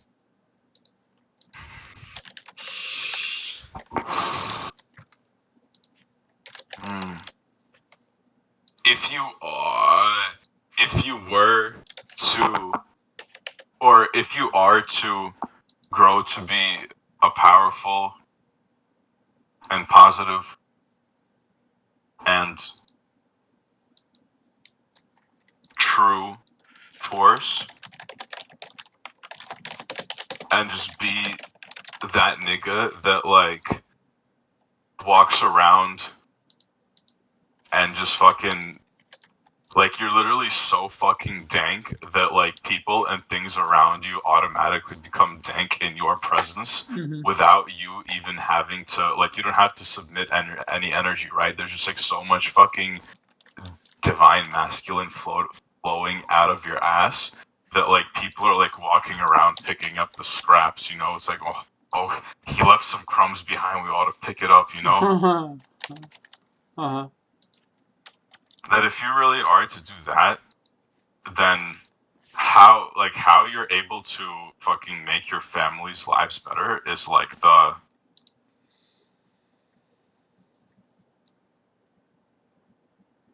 ultimate testament to that.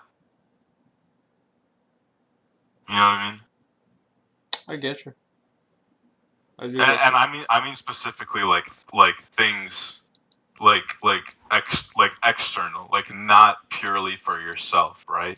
Or like it's all purely for yourself, but like things that like don't benefit you. You get what I'm saying, right? It's like the parents or just like the family in general is like the ultimate, like, you know, thing to that, in my opinion. Yeah, in a way. In a way, I know what I you mean, mean. I guess that, you know, it depends, right? If I were an orphan who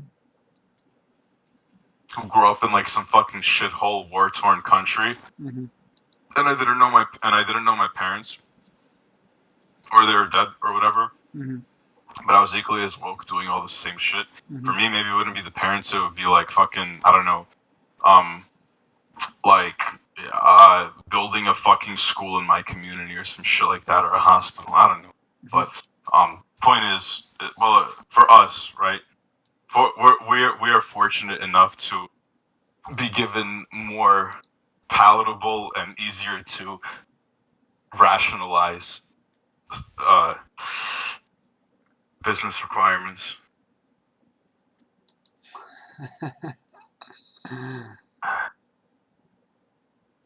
You know, Yeah. so it's like, yeah, it's like if you don't need your parents for fucking anything, and you can fucking make them happy just by fucking being yourself, not even by actively thing, then it's like you're fucking gangster. Even by NPC standards, that's like so gangster. Right. That's like what everyone, like. Yeah, you know, literally, who's this guy? What the fuck has he done in his life? What makes him so special? You know, it's like if I'm average, right? If I'm literally just average, and someone tells me like asked me what I've accomplished in this life, Mm-hmm. like the best thing I could possibly think of saying to somebody, and the thing I would be most proud of Mm-hmm. that nobody could take away from me is like I fucking got my parents lit the fuck up. Fuck did you do? Got a girlfriend, had some kids. Wow, I could have done that. Mm-hmm. Fucking glad I didn't. Mm-hmm. I get what you mean. It is a nice reality to have manifested. Funny, it only happens, I think, when we don't. It only happens when we can accept that it might not happen. And that's like the only way there could be any influence on it, I think. But yeah, I get you. That it might not have. Let me think about that. Marinate on that for a second. Yep. Mr. Mike. My kindergarten gym teacher was Mr. Mike. He had a yellow beard. Oh, wow. It literally looked rusty. Well, Like it was yellow. It was so weird. Like, and he wasn't blonde, you know. He had like salt and pepper hair, but his like facial, like his goatee was that ass yellow. that's funny. Like it looked like it was stained. Mm-hmm. Very fun. Except that it might not happen.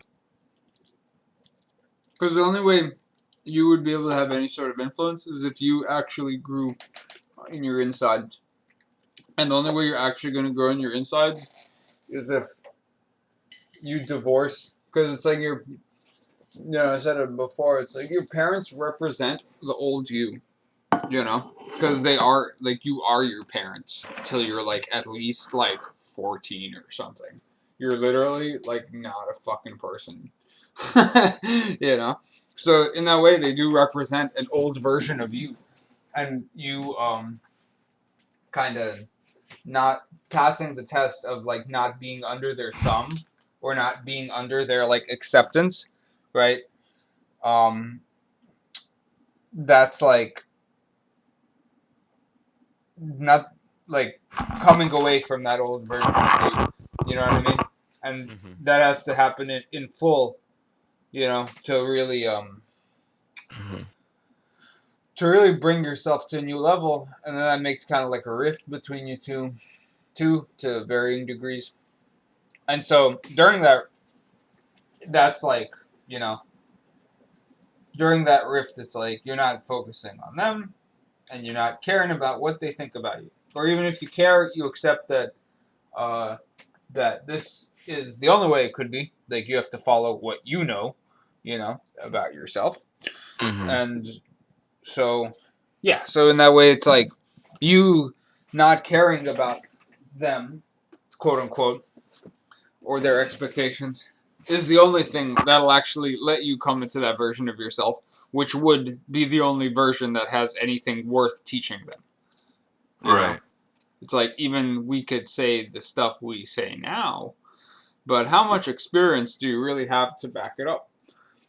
Like, and you might have a lot of experience in your own life, but that experience should manifest physically too. It should. It ought to. Not in a way that, how to say, not like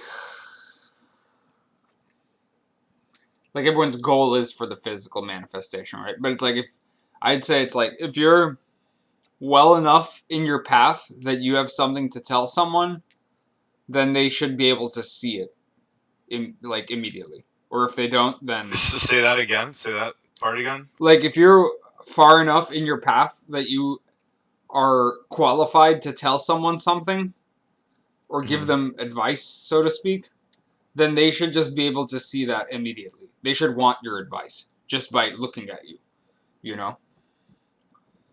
Right. You're going to a math teacher for math advice. Yeah. Because, they got the goods. So, I mean... Certified.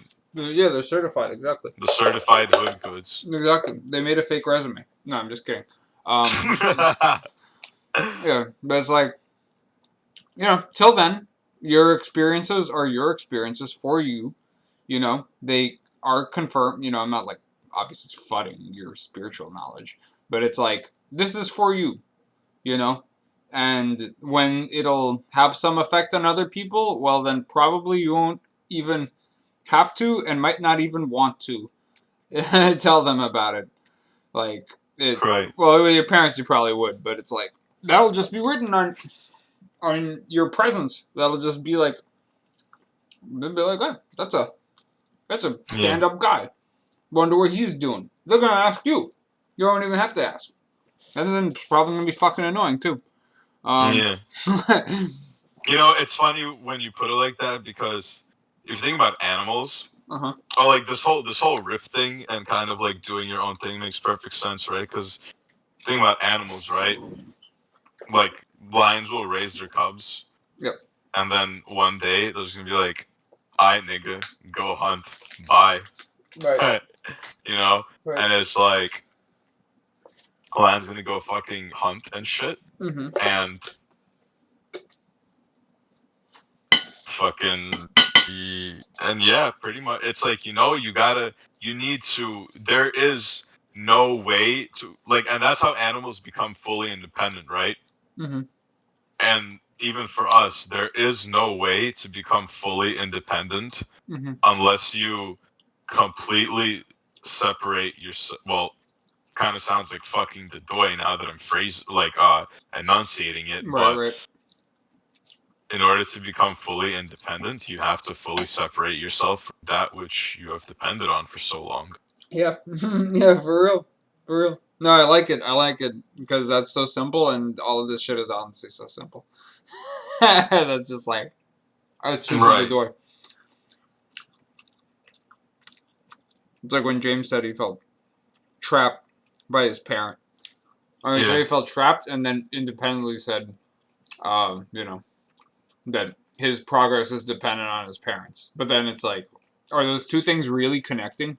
Like, because it's fucking obvious why you feel trapped then, Yeah. I Maybe. guess in a funny way, it is dependent on his parents, but like, or rather, the the lack thereof. Right. Yeah, it is like phrasings, We phrase Yeah. different concepts, but it's like, some shit is just so simple. So I like Yeah. very obvious phrasings. Mhm. Because it just let you know that it's like, nah, but this shit is actually really fucking easy. Like, it's not Yeah. that complicated. Yeah. It's just something that's unpleasant to hear. So you're Yeah. gonna find another, like, you're gonna exhaust all possibilities, which is fine. This is why we experiment in duality. We have to, like, exhaust all possibilities of duality, Right. And every time we do It, that, it still just becomes worse and worse on our psyche and, like, our inner state. hell yeah, and that's what I like to experience. Yeah, clearly, which is fine. That's why I always say, I'm like, dude, this is literally what you're here. You're literally here to experiment, like, till your heart's fucking content. You're here to experiment Yeah. being obese and retarded and, like, Yeah, baby, bring it having all on. butt rabies and having tuberculosis. You're here for all of this shit because you really want all the flavors. And once you get all the flavors, you're probably gonna, be like, yeah, there's enough flavor for me. And you'll Yeah. probably go back, and it'll be a long, painful journey Yeah. back too, but also a fulfilling one and a beautiful one. I think allegorically, this what we're talking about right now is where the money comes in as like a factor that creates a difficulty level because it's like with the whole becoming independent thing, it's like, man, right? If we were just in the fucking bushes hunting for food or picking berries, whatever it is, Mm-hmm. then it's like, yeah, it's just fucking go hunt your food or pick your berries and that's it, end of story. But with money and living in modern society, there's just like so many fucking infinite possibilities of like what could go right and what could go wrong, and it's so unpredictable Right. that it's hard for parents to let go, and it makes it harder for parents and Right. for kids to let go. Right. Yeah. That's a good way to put it. That's true. I agree with that. It's like a parent can say to themselves, like, yeah, I want, I want to let my son go do his own thing and become his own man without needing my whatever it is. Mm-hmm.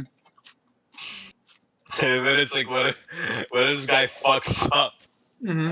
and like takes a fucking shady tech course and Mm-hmm. wastes all his fucking money, or Yeah. in this case, my fucking money. Right. And then he's just living in he's getting evicted from his sardine can, Mm-hmm. and he just spent the last 3 years doing fuck all. Mm-hmm. Mm-hmm. That's true. Yeah, it is a pretty unpredictable situation. You never know what's gonna happen. Who would have thought you'd be in a programming course, like Diego said, right? Watching videos. Watching videos. That's right. Yeah. I mean, yeah, that's kind of like an unreconcilable thing for them, because you know what I told my parents, like I was doing crypto for a while, right, and going crazy, and then I stopped, and then I was like, they never really like pressured me, but I always felt like I had to update them on like what I'm doing. You know what I mean? I don't want to be just like I'm just living and not like working. Right, because that's Yeah. also like inconsiderate at the very least. Yeah, and it's like at least pay. And my dad did say that. He was like, hey, because my dad obviously has concerns that I would grow up to be a shitter. And I already have grown up. Factually, I'm 27. You know, you always have those like he wouldn't really like push me to do like he wouldn't like tell me to do anything, but he would like ask me like what are my plans, you know, in a reasonable way, you know, just being My like dad too. He was always very chill about it in that way. yeah. And he never even told me to go to college or nothing. He was like, my mom always said, go to college. She didn't like tell me, but she was like nagging about it. She was like, bro, if he wants to go to college, he go to fucking college. Then he'll get his degree and it'll be fine. You know what I mean? My literally same here with my parents. Nice. Although it's a little more, I don't know about your dad, but my dad literally dropped out of college I see. So and he's based fucking in drove Getty. taxi for like 20 years. Yeah. I get it. No, my dad finished, but yeah, he was like chill about it. But he always asked me, and then after crypto, I just vowed. I was like, I like need to take care of myself because this is the reality I get when I don't take care of myself. When I neglect myself, I just turn insane, like practically like on the edge of like insanity, of like a mental breakdown, and it's just like unhealthy. Just like don't go outside, like miserable all the time, like nervous all the time, like fucking. It's just like this hell. I'm literally like in hell for like the last like fucking like year, basically.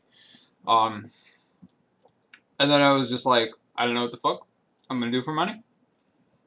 I told this to them, like straight up to them. I was like, I don't know what I'm gonna do for money. I have absolutely no plans, and I'm not thinking about it. And I know that through my consistent experience, that the only way I will make money is if I don't ignore myself. That is the only way I will make money. And Right. And I was like, me taking care of my inner and my mental state is one, like how to say, one and the same as making money. That's the only way I will make money. As I understand. That's the only way I'll do it. And I told him that. But that's just like a flat out disagreement. You know what I mean? That's just like a flat out like, you know, I have no plans. I don't have any plans to make any plans. You know what I mean? Like, I'm fully just trusting the universe that if I do what I think needs to be done, then then money will get taken care of and there will be some sort of opportunity. You know? And like, just told them that. That's not a popular opinion. Because they don't like function like that. That's like, just like, sure. You know what I mean? Like, but that's just like a flat out disagreement. So there could be some of those too, you know? That is just like, Well, it depends what kind of situation you get put in, right? Depends how your story goes, you know. But for me, that was like that. I forget what I was replying to, but yeah, sometimes that could just be straight up disagreements, and that's okay.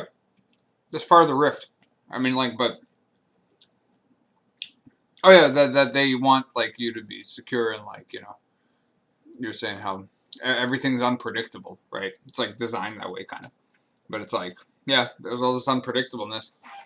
Then there is like Yeah. the truth that if you ignore your inner, then your outer is never gonna come to fruition.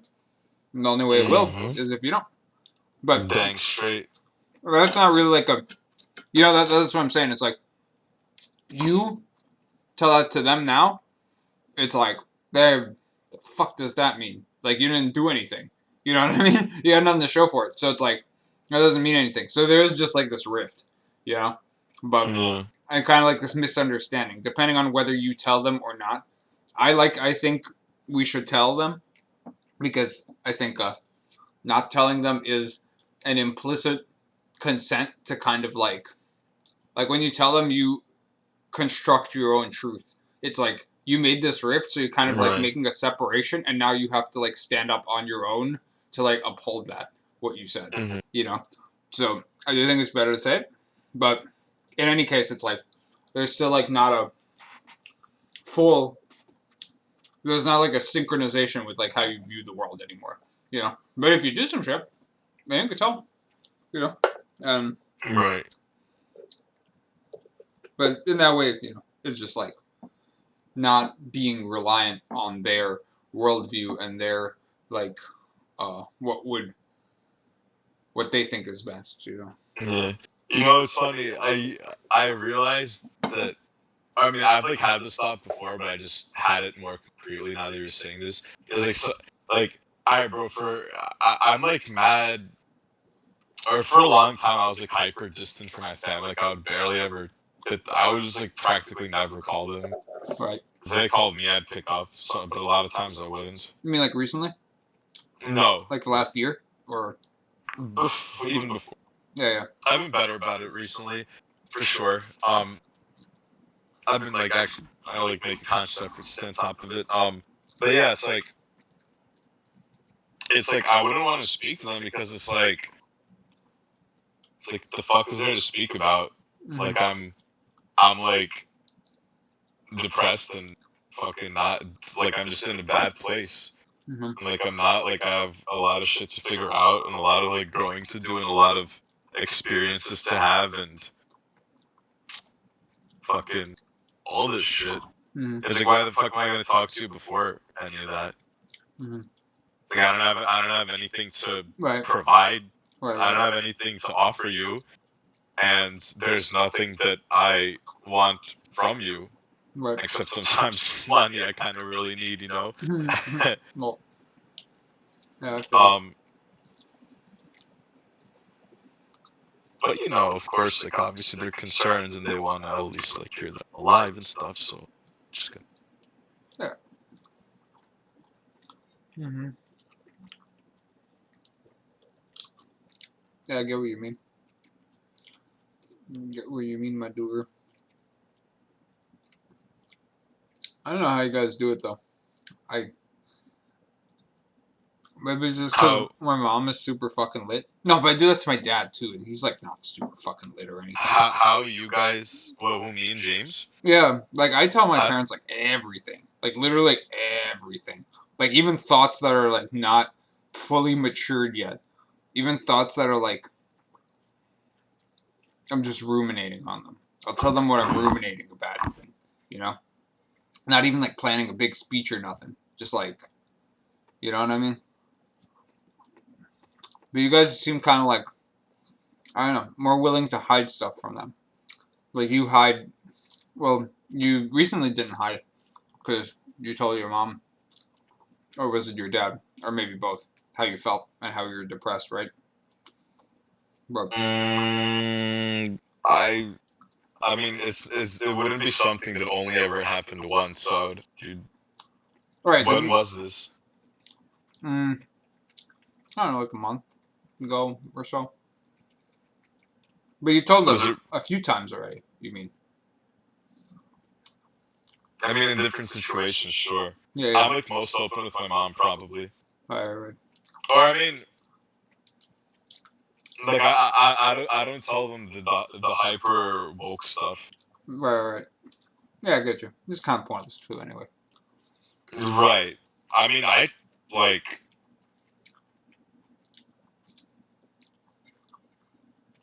To what extent are we talking about here in regards to not to like to sharing?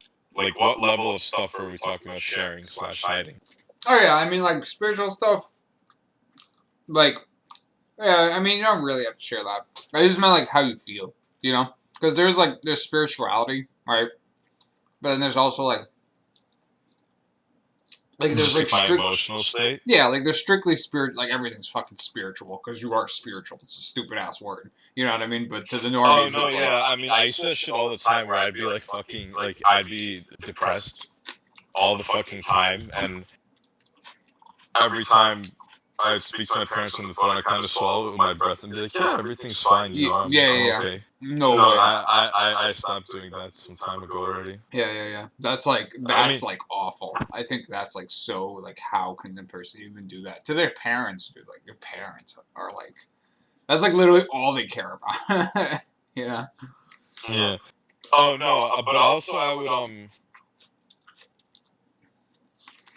I mean, even back when I was in your show, there was a point where I told my mom that like I fucking wanted to kill myself at some.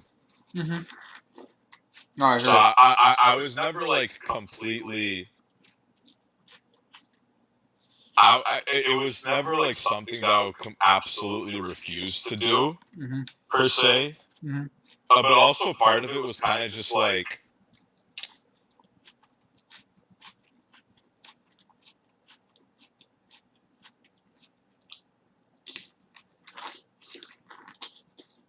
um I guess it's because deep down I always knew the answers, even though I might have not fully understood them. Mm-hmm. Right. But I hadn't done anything. Mm-hmm. It's like, how can I even say I'm depressed? Well, first of all, how can I say to myself that I'm really depressed when I haven't even really done everything that I know I could try? Right. But then also simultaneously knowing that if I do tell them I'm depressed, there will be such like A hubbub. not even no fuck the hubbub, but the fact that like they'll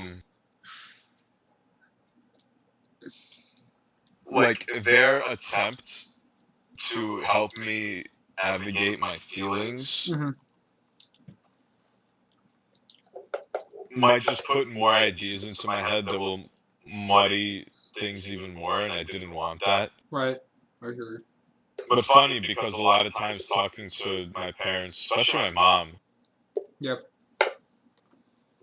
No, trust me, bro. I've had actually now that I think about it, no, I've had a good amount of like a lot of conversation with my mom where I'd be like, yeah, mom, I don't know, I just fucking like I had this kind of energy I was speaking to her, and just like I would sit there with a blank expression on my face and Mm-hmm. mostly silent because I didn't even know what the fuck to say or had any energy to muster words that I really meant. Mm-hmm. I had a lot of conversation with my mom like that because I had no reason, Right. but I did hide it. But yeah, now I don't. Now it's like if I'm feeling like dog shit, I'm gonna say it. Especially because now the ice has been broken. Where before it was like I was kind of younger, and it was kind of more acceptable to write it off as a phase. But then once like I kind of like grew up and started opening up more, and then also like all that kind of stuff. Mm-hmm. Because like your parents could always tell when something's wrong, always. Yeah. But if you've never like went out of your way consistently to tell them what's wrong, Mm-hmm. and you're kind of young, then they'll kind of just be like, "Oh, well, I guess that's how he is," and hopefully presumably whatever it is that he's experiencing right now, he'll grow out of. Mm-hmm. But then, like, once you fucking start actually talking to them, and then also, like, once you start talking to them about it, and then also you'll go through positive phases Mm-hmm. where none of that shit even exists, Mm-hmm. and then you go back down to the lows. Mm-hmm. They'll like fucking sniff that shit out immediately, and then it's like it's absolutely futile too. And it's and the thing is, I do always have the option of being like, yeah, no, honestly, like I just don't. I'm just not thinking, feeling straight. I'm not really, and I don't want to talk about it. Right. But that's just like so like why why would it? I hear that.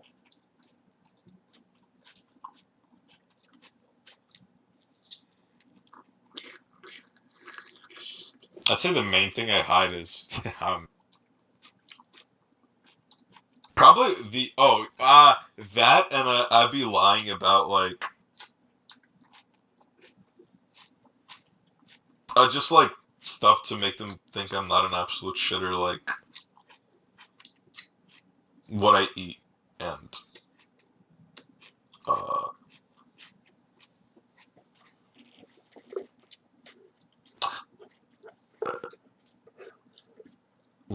just like shit like that, like just like Mm-hmm. stuff. Yeah, I hear Like I'll never tell them that I haven't showered in you. That's funny. Yeah, I hear you. I hear you. But if I'm like fucking like actually like dying inside Mm-hmm. and I'm sad and like fucking I don't know what the fuck's going on anymore, like yeah, I would hide it from my brother because I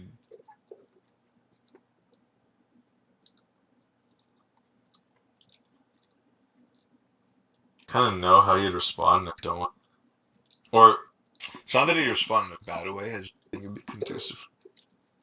Although maybe it would be. I don't fucking know, bro. Honestly, like it's so weird with my brother because we were thick as thieves when I was growing, like when I was like literally a kid. But then like for the second half of my life, like we just had all this turmoil, Right. and like I also realized that there's like a lot of stuff that he probably hides for his own reasons, and so it's like so fucking weird. Right. Yeah, in a lot of ways, my biggest like family related fears, whether it's like meeting a certain expectation or like not seeming like a shitter or not wanting to share woke things, whatever, all that kind of stuff. Like my like the biggest fear factors of it, for sure.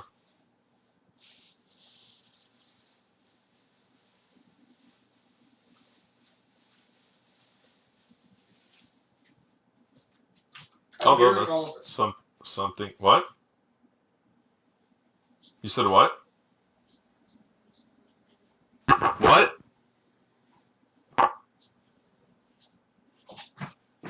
Sorry, I was in the other room and I said I'm hearing all of it, just in Oh, I case. got you. Yes. Oh, I don't know if but you I could am, see my but I screen or am, not. but I am, curious to explore that as well. I'm sure that will unravel in due time as well. Right. And I don't say that in a sense like I think it'll just automatic, like happen on its own. Like obviously, it'll require effort on my end Mm-hmm. within myself first and foremost. But Mm-hmm. Yeah, brother situation. Pretty interesting. yeah, bro, I love him. Like I love him to death, bro. I He's hear you. just like that whole shit. Like we've just grown so far apart because of the way things unfolded, and Right. maybe that's something I never came to terms with. I don't know. I mean, like it doesn't cause me like grief on a daily basis. I Like know. sometimes I really think about it. It's like, man, it's like my brother, and it's crazy to me, honestly. It What? is definitely something that That he's your I brother? Or that you grew apart so much? we grew so far apart. Yeah. Sometimes I wonder if we could ever get back to how we were before. Right. Hmm. Well, I mean, what's he doing now? I thought you said he was better as of recent. Yeah, bro. No, I mean he is. Yeah, he's not like doing drugs anymore. He has a job and stuff. Oh, that's good. But it's not even. But it's not just the fact that he's is he on drugs or is he sober. It's also like Right. you know, like that rift carries so much, Of course. like so much. Like we learn to hide things from each other, and so much time literally passed in estrangement, Right. and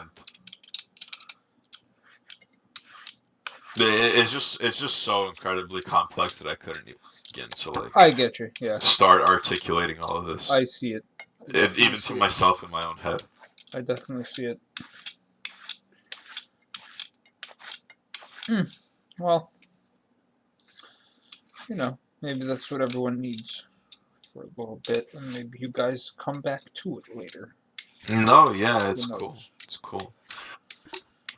I know that he very much wants us our connection to get stronger, Hmm. but I just don't think it's the time for it. But it's okay. You know, all these things about other people and kind of having like understandings between other people. The thing for me that really brings my whole heart and soul to peace with any of it is that, you know, we could look at it from like we were talking about with James. Like, you could look at it from like the physical perspective. But that's like an inaccurate perspective to look at because you die and then you're still alive. So it's like, what's Can you say that one more time? I say the physical, like a lot of the time when we look at our interactions with other people, we're looking at it from like the physical perspective, right? It's like, where does the line end? You know, like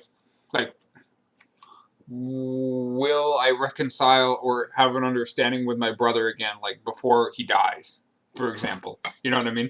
Like death is the line of like, well, that's like, you know what I mean? You can't have understanding past that. But that's like an inaccurate view because really you die and then you're still alive, and so are they, presumably, if NPC theory is not at play here, right? It's like they're alive too. But for you it is. So how could you say that? No, because I don't operate like that. Well, for me, that's a different story. We can talk about that later. But whatever. Let's just assume it's not true, because NPC theory is fucking irrelevant too. Honestly, it doesn't matter. But it's just like it's an inaccurate view to take just the physical perspective, because it's like you die and you're still alive. And in this world of illusion, where everyone is schizophrenic and in meat bodies that are non-energetic, that can't understand each other on an energy level, you know, it's just like misunderstanding. Like nobody knows themselves, nobody knows each other. You know what I mean? And so it's like I always have an acceptance that it's like if somebody here doesn't know me, if I have a misunderstanding with somebody here and we grow like even if there's no like real disagreement, it's just a misunderstanding. At the end of the day, it's all misunderstandings because very few people actually want to like actively hurt someone. You know what I mean? Like it's all kind of just like nobody understands each other or like assumes stuff about each other or something like that. You know, just like this like ignorant animal bullshit. But it's just like the reconciliation that it's like even if nothing is resolved in this life, I know that in the real world, that quote unquote the real world, in the true state, which is both a place and a state of mind, that or a state of being, that there everybody can understand each other. And they can just dig each other. They just like can feel what's up energetically, and everybody will understand. And everybody that you ever had any disagreements with, that you ever had any bad blood with or whatever, you're gonna laugh it off. You're gonna be like, that was so funny. Do you remember when you said that and I acted like this? I was such a fucking retard, and so were you. You know, that's gonna be the funniest shit ever. You're gonna have a big hoot about it. Nice. and that's not even like a fucking copium. I just know that's true, you know. For sure. And so it's like, but a lot of us see just like death as the ultimate line. So it's like, if you're parents or if you're brother, if you never had reconciliation with him, and it's like he just dies, well, that's it. No, you know, it's just like forever. You're gonna be like, But you know, fucked up, you know. my one, I wouldn't even say counter argument, but kind of like, Mm-hmm. I'm hearing you. Counterpoint, whatever.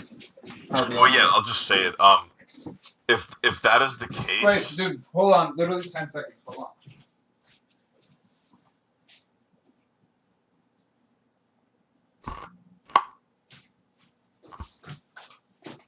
If that is the case, then what purpose does death serve allegorically, if any at all? I mean, a bunch. It's kind of a broad question. I mean, in the context of what? Which allegory? Because, I mean, it's like, has so many, right? Or like at all?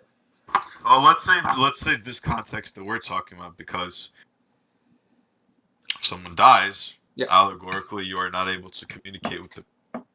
Right. In this life. Definitely. So what would that mean for? Okay, so then how would you kind of break that down, if you could? If my question makes sense. I'm kind of getting it.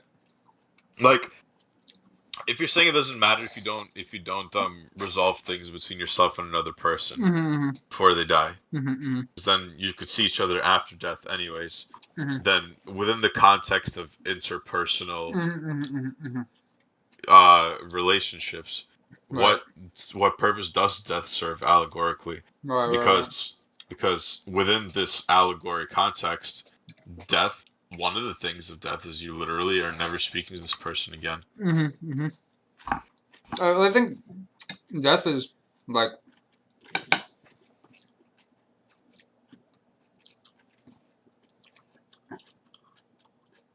in terms of an allegory. I by the way, I will also totally accept the answer that death being the end is a psyop. Yeah. That Yeah. matters. Basically. Yeah, basically. Yeah, I mean, it's just Nice. like a little. It's a top 5 oomskare. It's just a little So top yeah, oh yeah. number 4 death. It's the little top 5 oomskare that it's like, oh no. Because in what other context in the universe could you be like, I will never have reconciliation and never see this entity again, even though I want to and they probably want to. That's not happening anywhere else. So so it's like you gotta make it believable, right? This sort of thing. Yeah, it's just top 5 hoopskare. But a hoopskare is just a hoopskare because it's not real. It's just designed to hoopskare you a little bit, you know? And then Yeah. maybe it can make the allegorical, how to say, probably does often have the allegorical impact to be like, well, I wasn't the person that I wanted to be with this person. You know? It's kind of giving you the consideration of like, what if that was the actual end of that person and you're never going to see him again? Are you happy with how you talk to them? Even like, not are you happy with them, or are you happy in your relationship? Like, but did you hold yourself to like the best standard of communication that's like, you know, beneficial for both of you? You know? Right. Maybe I could get people to ask that question and then take their way they interact with others more seriously. Not seriously, just like observing it more. You know what I mean? Not like it's serious. I'm serious all the time. But just like paying attention to it, you know? So in that way, I guess it would serve those two allegorical things. It just serves as like a tool for like what if. And then gets you to like look at a bunch of stuff. But it's okay. But at the end of the day, that's honestly, I'm talking to your roommate. Nice. He came in the computer. Neither of you can hear each other though. No, I know. He just raised his hands, and so did I. What color is he? He was wearing a black hoodie, but he was white. Oh, that's Ryan. It was funny. Does he have a beard? Did he have a beard? I don't know. Your camera was out of focus. Mm.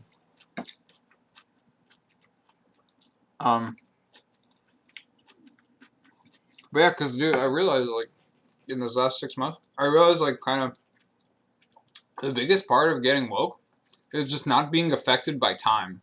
It's just like, because it's like the biggest, what makes you woke is if you value temporary things or if you value eternal things. So it's like in that, like a day or like an hour, like all this like time shit, like a year, it means like nothing. Like a year, like if you're not woke, like if you're a monkey, a year is like so long. But if you're woke, a year is literally like fucking nothing. Not even like the amount of time you experience is just like, there's no like heaviness as you go through it, you know? So it just like feels like lightweight and like you're just like can pass through it very easily. You know what I mean? It's like if you play fucking Dota for 12 hours versus if you study for 12 hours. You know what I mean? Right. Like Dota's gonna be just enjoyable and fine and chill and it's like gonna pass by in like a second. You know what I mean? Right. So it's sort of like I just getting that feeling of like, yeah, dude, a year? It's been a year. And there could be 60 of those. That's not that fucking long. That's like literally like not long at all. You know, or like 100 of those. It's not fucking that long, honestly. So it's like, you know, in that context, the life seems like so like, you know, it's so long that it's convincing that it's the end. You know what I mean? If you only lived like 2 years, you'd be like, yeah, fuck. Of course there's more to this. But you live like 100 or 120 if you're really healthy, and it's like, damn, that was long as fuck. That probably is the end then, because it's that long. You get even more after that? No way. You know what I mean? Yeah. So it's like, No, I hear you. but then, like, being woke is just like, duration is like, yeah, you're just like chilling, so it just like keeps going and going, like fucking acid. It just keeps like going and going, and then it's like, oops, 12 hours passed. Like, you know what I mean? I realize that that's like part of it. And that's a part of it, like, Matt taking death that seriously. He's like, yeah, I won't see you again for the rest of my life. And that's fine, because I'll see you fucking next time. I'll literally see you next time. It's never goodbye. It's always see you next time. If you want to see them, and if you want to see them, they're going to get like a little astral SMS text message, and then like in their fucking brain and their heart, and then they're going to probably want to see you, and then you see each other. That's it. You know? You know, honestly, Michael, you know what? I'd be having another thought. Mm-hmm. Whenever you say that, or whenever any of us say that, about like seeing each other in the next life, it also implies that in the next life, our energies will maintain this level of independence they have here. Independence, you said? Yeah, or individuality. Yes, it does. It does indeed imply that. I think But it does. who's to say that it does? I think it's because it just makes the most sense to me, because the universe is, if everything was one thing, it would all be cool and chill, but it would be kind of boring because you would know everything that happens and there would be no point to do anything. It's like we don't even have to have this conversation anymore for one entity, because we would know how it would go for the next 10 hours, and that's not interesting. So it's like, what makes interest is mystery, right? And so a cool experience is a balance of knowledge and mystery, like of knowing and not knowing, right? Because it's also not good to be completely fucking lost. That's also not very pleasant, usually. So given that, to have this mystery, you need individuation. Yeah, you need like individuals, right? Individuality. Yeah. Yep. You need individuals to do that. And it's sort of like making this like awesome universe construct where it's just like you can't see beyond this thing. But you did that to yourself because it's more fun that way. You know, like you could be God, but that's fucking boring.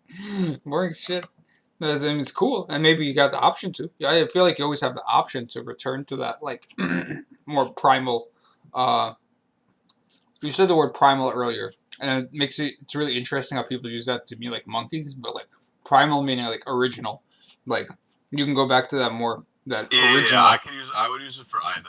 Yeah, right. Yeah, it's like I imagine we have the option to go back to that more original, united energy. Um, at the same time, I think It's boring. it would be boring, and You at the should be same, permastone. You're literally permastone.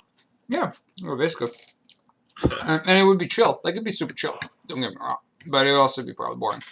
And I think, I imagine this to be the case that the way the universe actually expands, like the science Jews are saying it, but in like a physical way, right? But it's actually in like a spiritual, allegorical way, is that the way experience expands on a universe level is through individuation.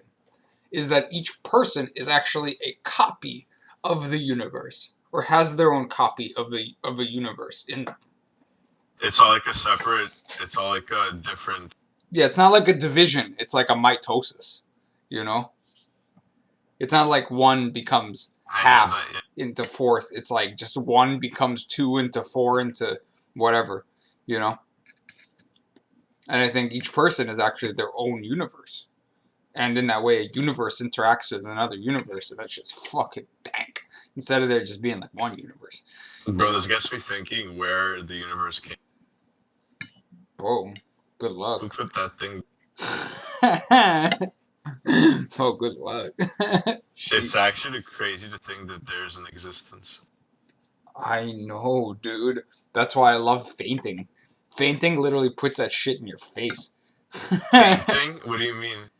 Like when if you squat down and then you hyperventilate for about at least 30 seconds, and then you stand up really fast and you blow in your thumb. That shit is literally the greatest drug known to man. It's better than all the other drugs times 10,000 Do you easily. do that? Yeah, don't you know this about me? When's the last time you did it? I do it unintentionally when I fast. Because I just Wait, faint every time I stand up.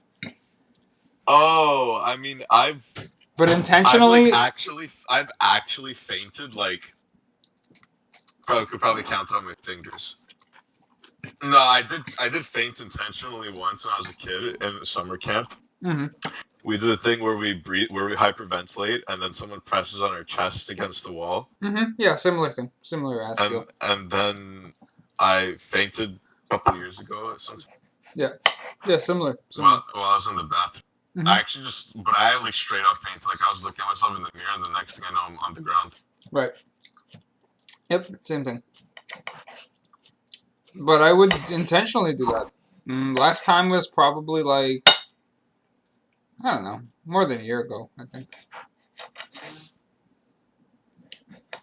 No, but yeah, it's honestly like people think the universe as we quote unquote know it is crazy. It's infinitely crazier to me to think that there's just this giant, not even giant, but all existence encompassing sphere of divine energy that's just constantly going and like fucking like this movie that we're in right now is just one billionth of it or whatever incredibly high number it is. There is no number probably. It is. It's all fucking nuts, dude. It's nuts. Just fucking nuts. I got no other words for it. I agree. That's why I love fainting, because that shit puts it right in your face. When he puts it right in your face, like you see it? Yeah. You literally see, I say this all the time, nobody believes me. You faint, you fucking see the fabric of reality. You fucking see the fabric of reality, my dude. I have no other way to put it. I'm gonna try it like tomorrow. Yeah, it's fucking good. But then nobody believes you because it's like you look like you just died for like 5 seconds. Dude, I come out of fainting and I feel manic. Like, I feel manic. I feel like running around and yelling at the top of my lungs that the In a universe... bad way, or in No. like a you have mad energy way? That the universe is beautiful and everything is exactly how it's supposed to be and it's fucking amazing and awesome. And, yeah. And that sonic speed, motherfucker. Like, So what do? You squat, like you Slav squat, you hyperventilate, then yeah. you stand up mad fast and blow into your thumb. Yes, and then lean back a little bit because you're gonna fall. And if you fall on your face, it probably won't be good. It's worse if you fall on the back of your head. Probably. Just do it next to a bed. Or have someone Yeah, catch I you. was gonna say, no, but it'd be funny if someone did it in the middle of the room and just fucking crack open the back of the head and then they perma faint. Perma-faint. That's funny. That's funny.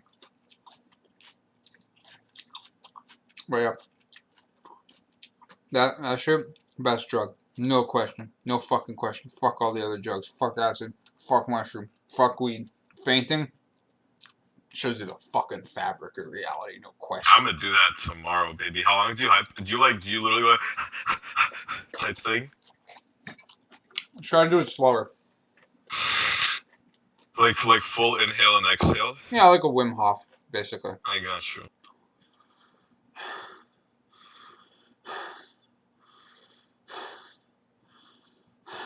I can, yeah, I'll practice it. Type beat.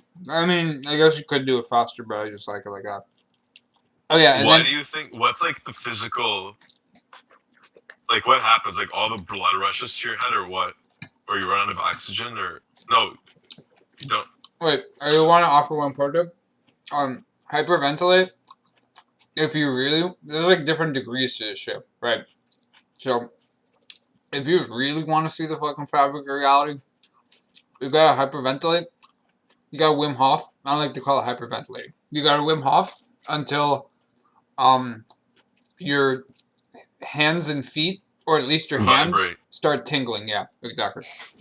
Which you could do it for like 2 minutes, and it'd be good, you know. Yeah, I mean, I did Wim Hof the one time. Yeah. You were there. Mhm. Holy shit, bro. What happened? It has been so fucking long. I was still living in Sheepshead when you were teaching me about Wim Hof. And you were already ham slamming on spirituality back then. That's fucking insane. Well, actually, it doesn't. Like, maybe it hasn't been long at all because I fucking remember that shit. That's like what, like 5 years ago or something? Something like that. Maybe a little more. Yeah. Alright. Yeah, I was on woke stuff ever since like 20. So like 7 years. Right, but you asked, so you stand up, blowing your thumb. What did you ask? That's it, just the procedure. No, but you asked something else, and then I interrupted it with that tip. I don't remember.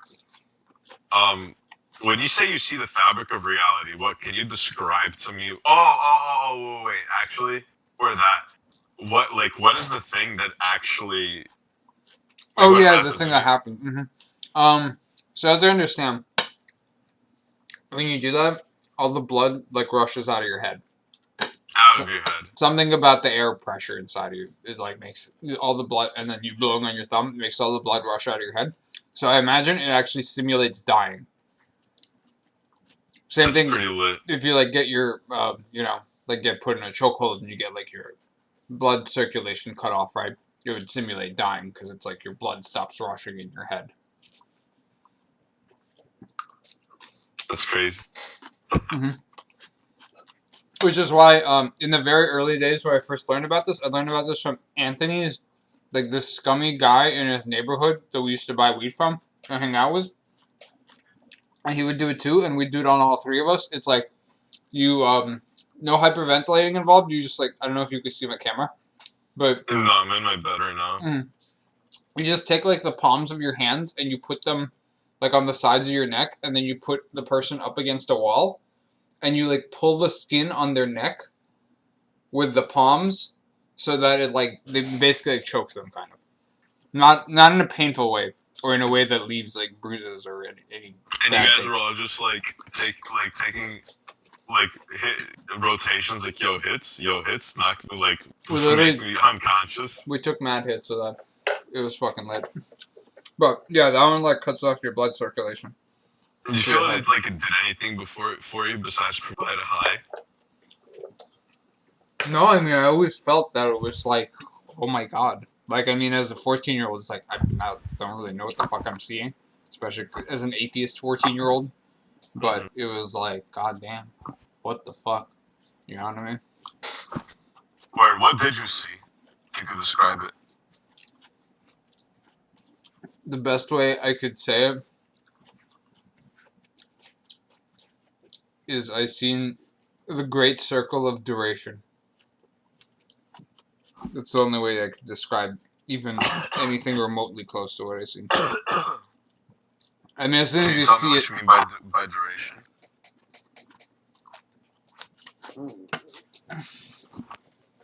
I've seen why a circle is a circle.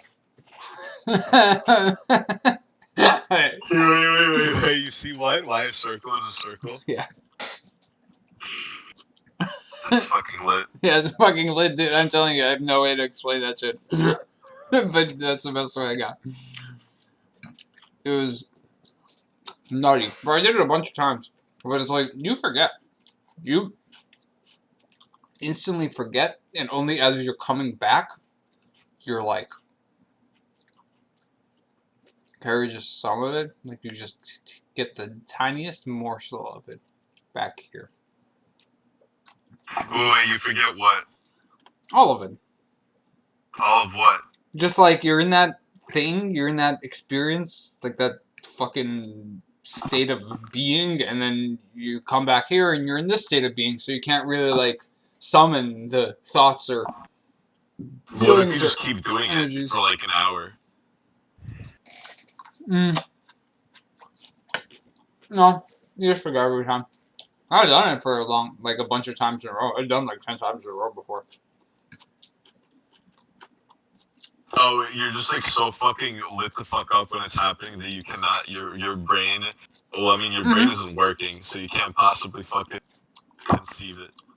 Yeah, Like I mean, it's like acid, you know? It's like any other drug. It's like we're fucking peak mushrooms, you know what I mean? Fucking going into the sun. Well, it's like try to kind of, you know, the further out of body it is, the harder it is to summon inside your body. You know what I mean? right. Go on. I literally been repping that for years.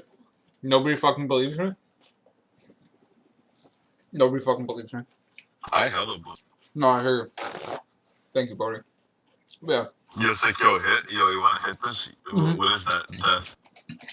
Free drugs. Free drugs. Yo, I'm trying to die tonight.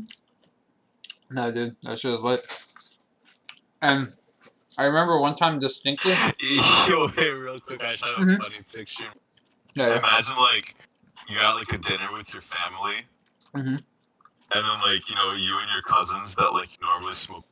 Like I would go outside with my cousins sometimes and smoke a joint during family dinners and stuff. I step out the restaurant real quick. So imagine instead of like coming outside, smoke a joint or a cigarette, you just post up outside. You just see like a bunch of like youngins like fucking posted up outside of like a fancy restaurant, hyperventilating on the ground and then standing up and then promptly falling back down.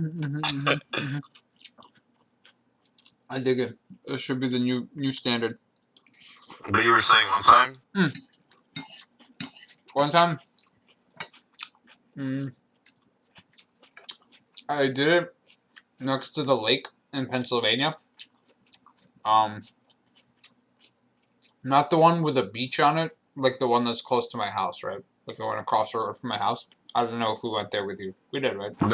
That's the only lake I yeah.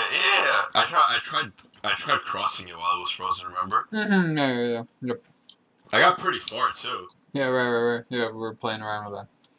But yeah, I was there, and then I did it. No, I think I actually fainted unintentionally. Pretty sure. I didn't think I actually tried to. The best ones are unintentional. Actually, no, that's not always true. But whatever. I fainted, and then, man, you just see like the whole beauty of the universe. That's like the best way I could say it. You see like the primal, like the original, like beauty of creation, of reality, the fabric of creation. Nice. I'm gonna do it, nigga. That's it. You got me hooked already. I ain't even tried it. I'm already addicted. It's fire. And then what happened was I woke up. When I woke up, this was like distinctly only this one time I felt this way. But when I like came to, for like 5 seconds, I was absolutely confused and like disgusted about where I am. Nice. I was like absolutely like, what the fuck is this? This shit is creepy as fuck and ugly as fuck. Oh wow. Like literally, I was like straight up like, this looks like an ugly ass like painting of like, it's all like physical and like not like it's all like hard and like not moving. Like I straight up like, and I did not like know where I was for like 5 seconds. I didn't have I didn't have the mental process that I don't know where I was either. If you get what I mean. Like it wasn't like I was like, where am I? Like how to say? It wasn't like I knew that I It was just a forgot. feeling. Yeah, it wasn't like I knew that I forgot. It was just like I don't know who Michael is, you know, or like what physical reality is. I don't know that I should have an identity here. You know what I mean? It's just like, where the fuck am I, and why is it so fucking ugly and horrible looking? Like straight up, that was the only time I had that. But that was a really like hard. That was a hard one. That one, I'm pretty sure that one was unintentional. That I was just squatting and like breathing, like maybe doing some breathing exercise, but maybe not like intentionally. And then I got up and I literally just like fucking fell. Yeah, I remember that because I wasn't ready for it. Because I fell. I literally just fell. Like, kind of like, I could tell it was happening, so it's like I kind of went, like, started getting on my knees type of thing, you know? So I'm not just, like, falling straight from 6 feet high, my head to the floor. So it's like, kind of like put my knees, like, forward and, like, my hands, you know? Well, I remember that time. I always remember that time. But a bunch of times I don't remember. Because just like, yeah, it's fucking beautiful, and you don't fucking remember shit from it usually. That's all I got. The beauty of reality. That's fire. Beauty of Definitely creation. do it tomorrow. Yeah, try it out. It's Yep. intense though. It's fucking intense. Before every time I do it, there's always like this feeling of like, do you want to do this right now? It's fucking like intense. It's like the pre-trip spooky. Mm-hmm. It's like the humskari you get before you actually start tripping. Like once you pop the tab, you're like, oh boy. Mm-hmm. Yeah, it's literally that. It's literally that. It's like, you sure you want to do this right now? Like all this right now? Right now? See the absolute beauty of reality right now? Yeah, sometimes. I kind of used to do it when I was like upset. Like in high school. When I wasn't even woke. I used to do it like when I was like just had a shitload of homework and feeling like miserable and underslept. And I just do it to kind of like give me some dopamine, I guess. Or like if I was sad about something. It wasn't like I would rely on it. I'd most of the time forget that it was a thing. I'd usually remember like once a year that this is even a thing.